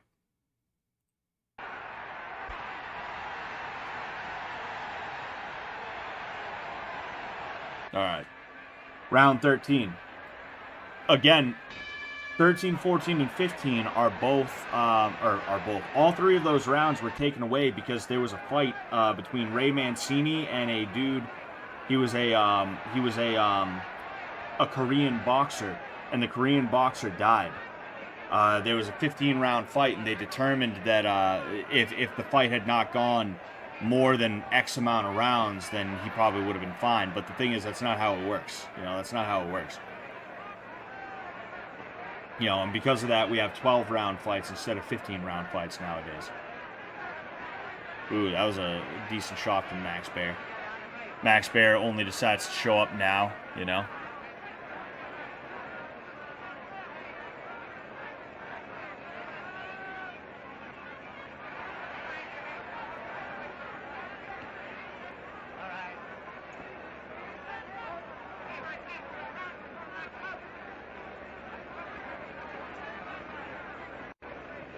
Jab right up the middle from Braddock, which, that's been the story this entire time.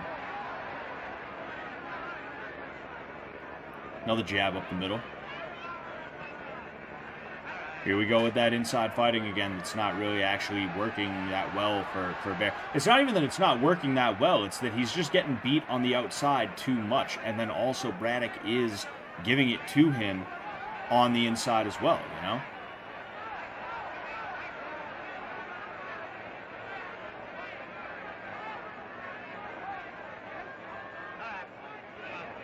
He whispered something to him before the uppercut.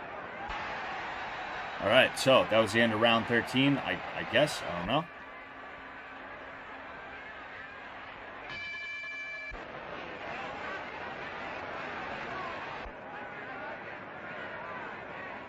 All right, so this is round 14 right here.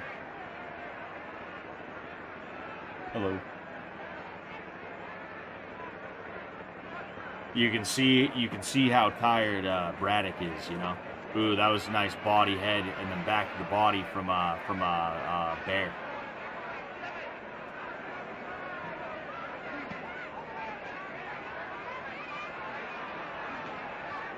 It's funny, in the movie they didn't include the Star of David. It's almost like they were like, nah, we made this guy into a bastard. We don't want him associated with Judaism. It's interesting how they changed a lot of that stuff, including what he was wearing to the fight. Yeah, you can see what looks like an angry desperation in Baer's face right there. He knows he's down. He knows he needs a knockout, and that's what he's hunting for. But that's what he's been hunting for this entire time. And if he had just kept his jab pumping out, he would have found that knockout blow by now,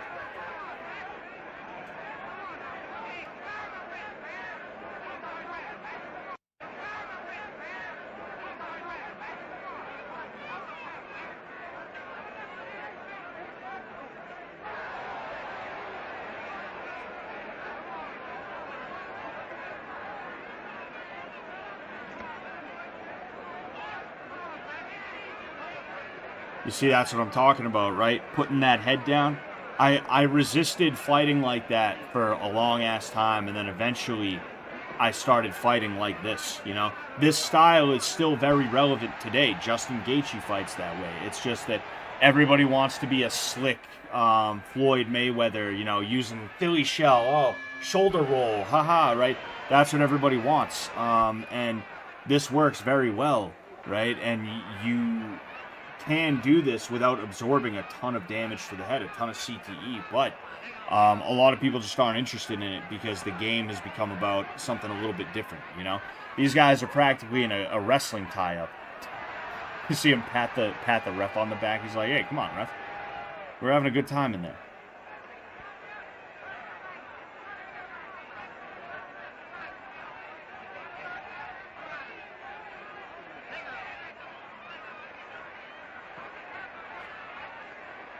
See, and it's like now Baer is like, this whole fight, you've been putting your head in my chest and in my fucking chin. I'm sick of that shit. Ooh, nice two-piece from Braddock.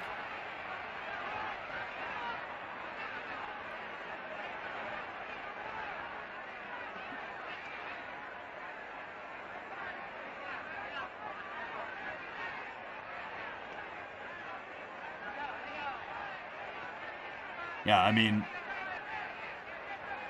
he Baer really favors that body work, which is fine, but it's the way he does the body work. He especially favors that that hook to the body, that rear hook to the body. We saw him throwing that the entire time, you know. And I mean, like, look, body work is good because it makes people tired. You can see Braddock is very, very tired, but I mean, when it doesn't work. Ooh, that was a nice counter from Braddock. And then nice dodge.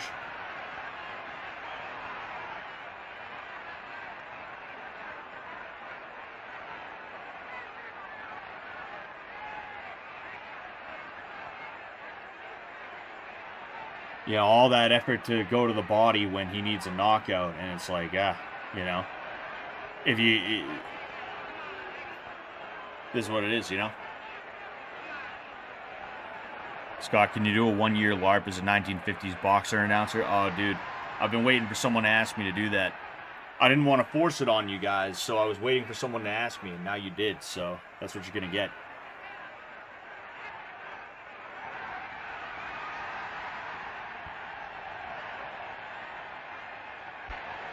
Excuse me, I'm tired. All right, well, there we have it. There we have it. Let's go ahead and see if there's a... The winner and new heavyweight champion.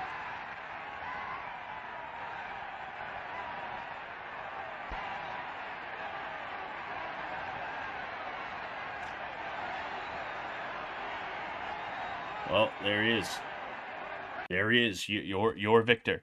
Let's go ahead and we'll go ahead and we'll look up Jimmy Maloney versus Jack Sharkey. Crazy knockout. Jack Sharkey versus Jimmy Maloney 4. 4. As in number 4. They fought 4 times. The greatest hold on. The greatest Boeing fights of all time. That's pretty funny. Hold on. I want to see if they really did fight 4 times. Nah. Nah, you know what? Hold the fucking phone here. Jack Sharkey WAP. I know calling someone a WAP is not a WHOP, you know, but it's just funny. It's just funny.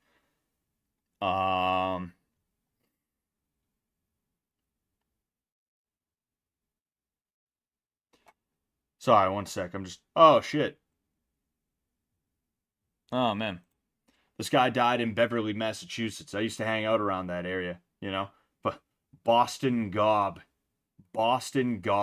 Shark Boy. He was born in Binghamton. Oh boy, Binghamton, New York. So yeah, he must have been born in New York, but then moved out to Massachusetts because Binghamton, New York is pretty you know, he's what is he? He's oh yeah, Binghamton is actually kind of close to Massachusetts, you know. Oh yeah, he took his ring name from his 2 idols, heavyweight contender Tom Sharkey and heavyweight champion Jack Dempsey, to gain acceptance in the Irish-dominated boxing world of Boston. Okay, so yeah, he was what's it called? You know, he was oh yeah, you see, and here it is. But his first big year was 1927 when he defeated former light heavyweight champ Mike McTeague in 12 rounds and Boston rival Jim Maloney in 5. That put him in the ring. Blah blah blah blah blah. Oh, with his idol Dempsey, the winner to meet heavyweight champion Gene Tunney for the title shot. I'm gonna look into your great grandfather. Don't get me wrong. I forget who Lucky Larry, right? No, I'm gonna look into him. I'm just curious about Control F.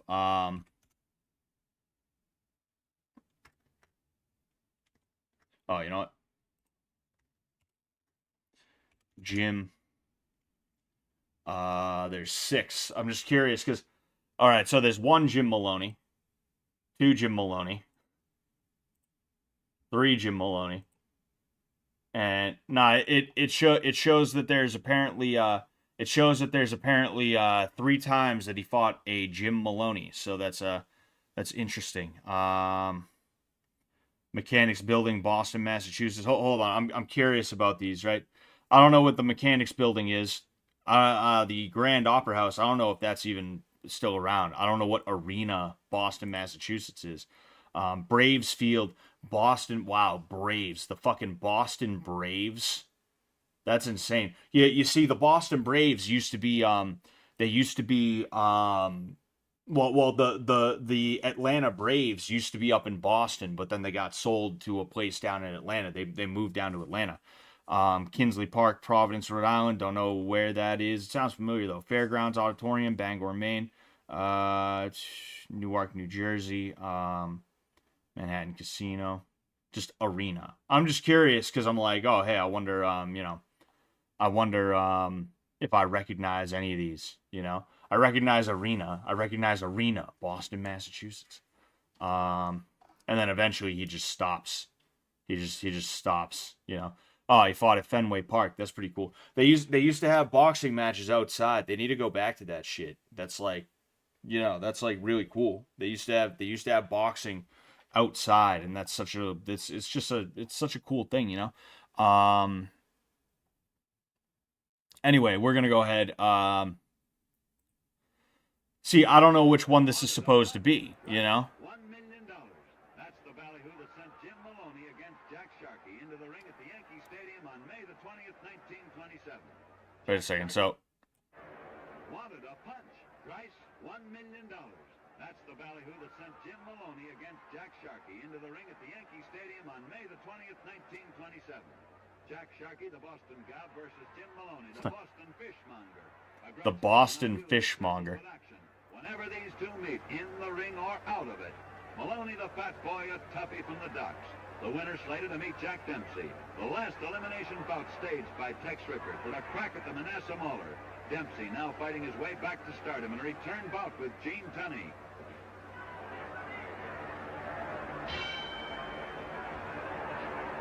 They come out fighting. Just goes straight to round 5. Maloney equally confident and determined to outslug his hated rival. Sharkey crouching, lands 1, 2, 3 terrific blows to the head. And Maloney is down. He's back on his feet, though, in a flat. Okay, so that's Maloney, that's Sharkey. With all the intensity for which these two are famous. These guys are pretty yoked. Another haymaker, and Maloney's down again. He tries to get up, but he can't go on. Sharkey's like a kid, pushing his handlers away. He goes to help his fallen foe. Poor Jim Maloney, he never had a chance.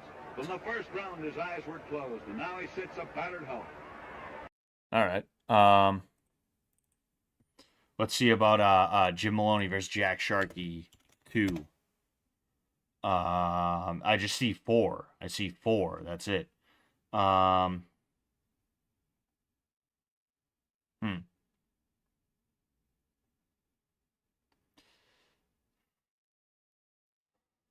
Yeah, I'm not seeing anything. Yeah. Hold on. Let's just see. Jimmy Maloney.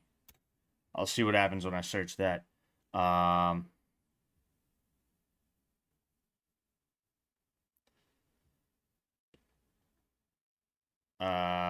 man. You remember we watched this a little while ago? We're gonna rewatch a classic right now. Bernie, this is me, Tommy Joyce. I'm here with the boys this morning. With all the bit of trouble that's going on. I've seen bits of videos flying about last night. The boys have come to me this morning to ask for fights. So Bernie, I'm going to put you straight now, my old pal. I've got no arguments with you or any of your people. These are all our family as well. These guys share 3 brain cells between each of them. Every time one of them's going to talk, they have to reach into the ear and hand the brain cells to the next man. Or nephews or whatever. It's between you 4 boys, and that's how the fights have got to be. All this carrying on going to people's homes, it's got to stop. Threatening people, saying they run out of Manchester. Boys, listen, I'm not being funny or ignorant. But we're all born and bred in Manchester, and there is no man leaving Manchester, and I can promise you on that, lads. Now this is how this boys, when the boys say speak, and they're going to pick out the fights.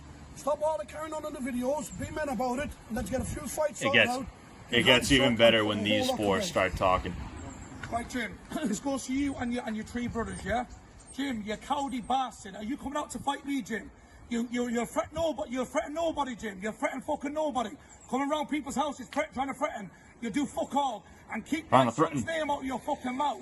You do fuck all to us. Do you understand what I'm saying? You do fuck all. Come out and box. Come out and box and get your bait in. He's reaching out to grab the 3 John, brain cells. This goes to you, John. You was outside my house here last night. You come out and fight me. See if you're as good with your fucking hands as you are with your fucking mouth.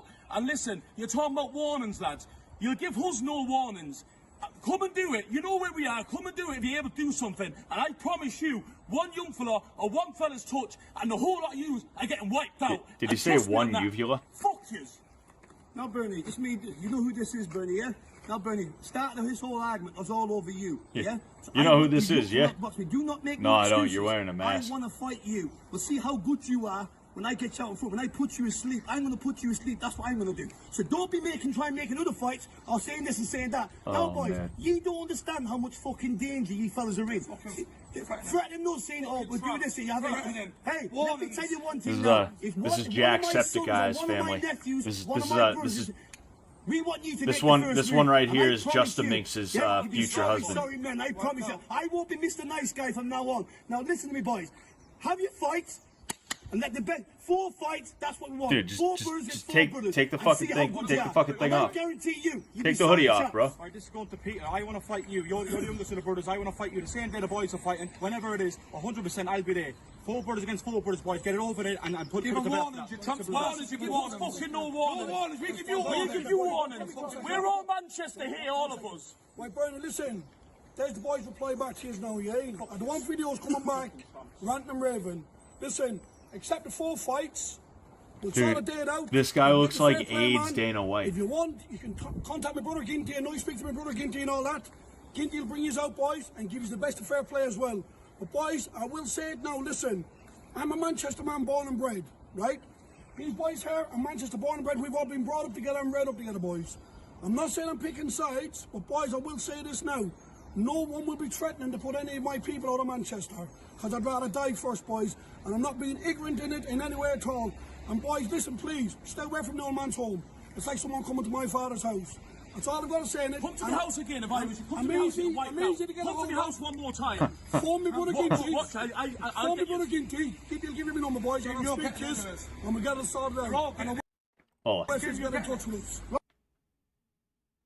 That was just the funniest fucking shit. And the best part about this is nothing ever gets solved with that shit, because like whoever wins, they can't just be like, all right, I won, hooray.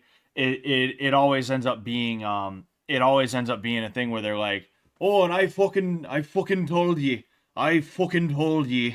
not to fuck with me, and you did, and now I fucked you up. Like they have to keep adding insult to injury and shit like that, and nobody's ever able to just be like, hey, you know, let's fucking come on, you know, let's bury the hatchet on this one. Why not? It's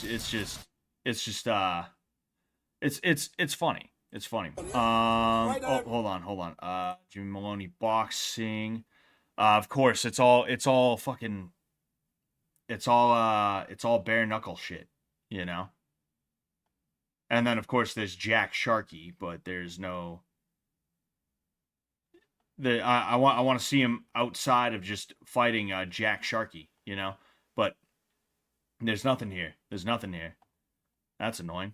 Oh yeah, I released a video that I was sparring in this video right here with a guy that I'm getting ready for a fight. I don't know. We'll look up a little bit of Rocky Marciano though, right? We're not gonna watch a whole fight. We're gonna watch, you know, because I did want this to be I did want this stream to be on the shorter side. I've streamed every day since Friday, you know, 4 days in a row, guys. That's a really tough schedule. But I streamed 6 hours yesterday. That's crazy to me, you know? And me, I'm kind of tired. You know, I worked out hard today. I have a fucking headache because I didn't drink enough water, and I got to drink more water and, like, not move, you know? But yeah, so. Rocky Marciano. I want to see if there's anything I can show you guys from this too. Be like, oh yeah, like he was considered a brawler, but this is actually brilliant what he was doing there.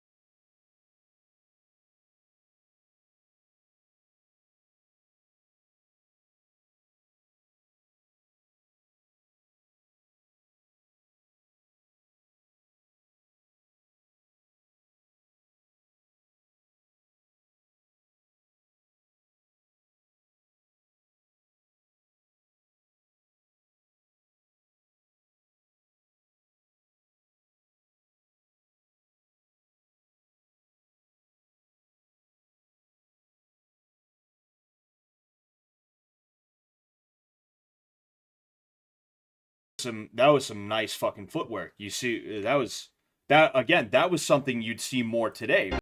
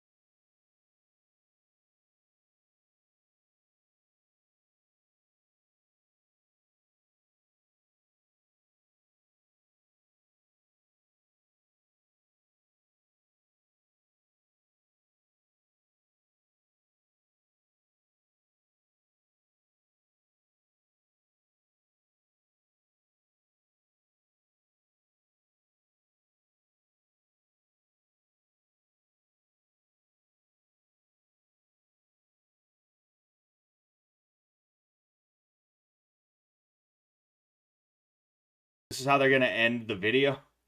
This is how they're gonna end the video. Look, I'll go ahead. Right. I'm gonna let you.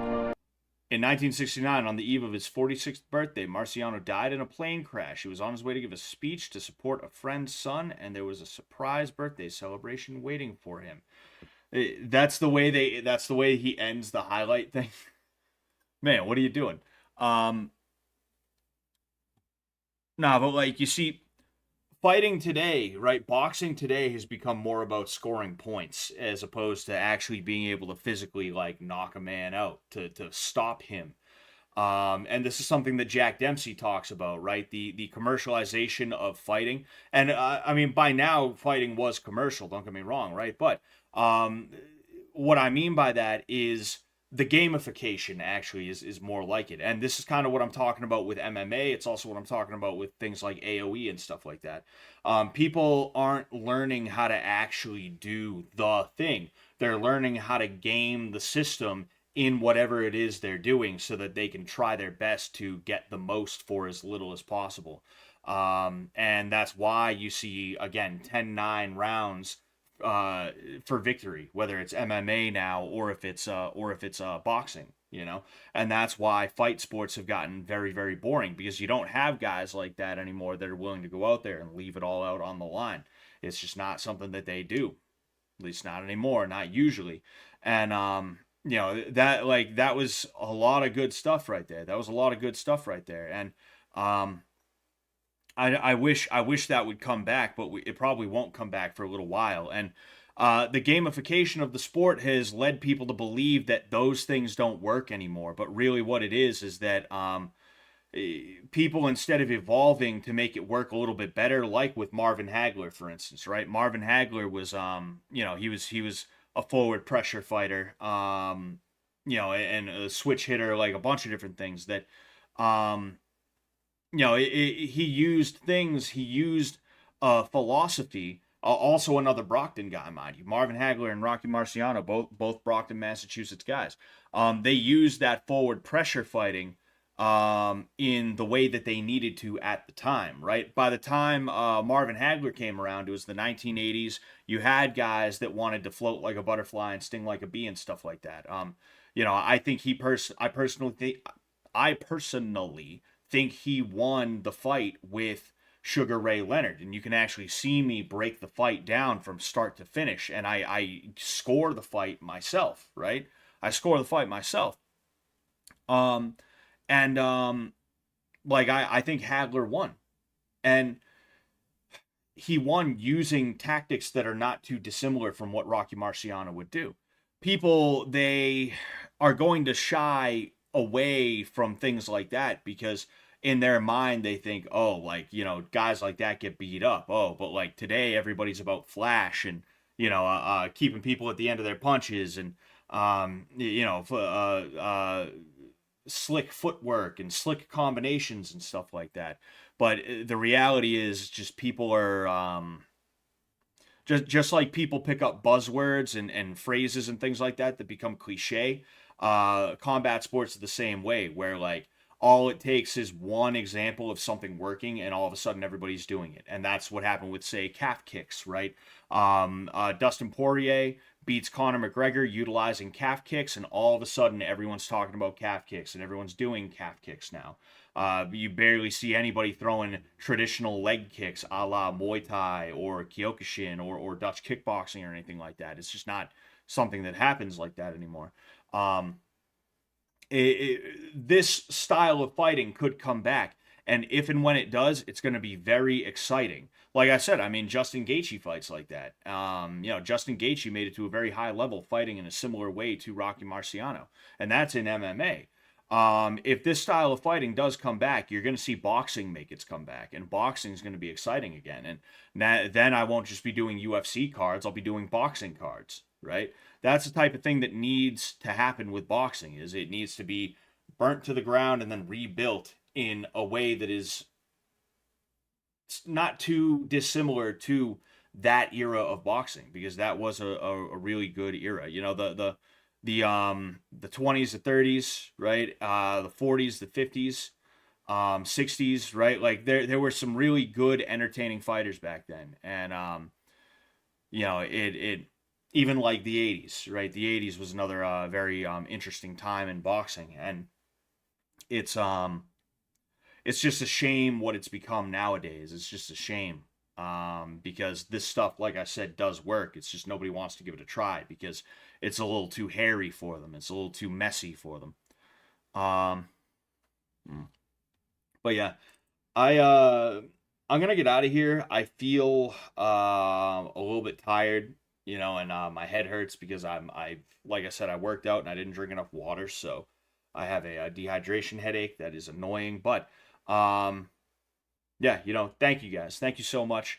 I am going to see you guys on Wednesday. Okay, we'll probably do some Duolingo on Wednesday, and we'll have a good time. So, yeah, peace out.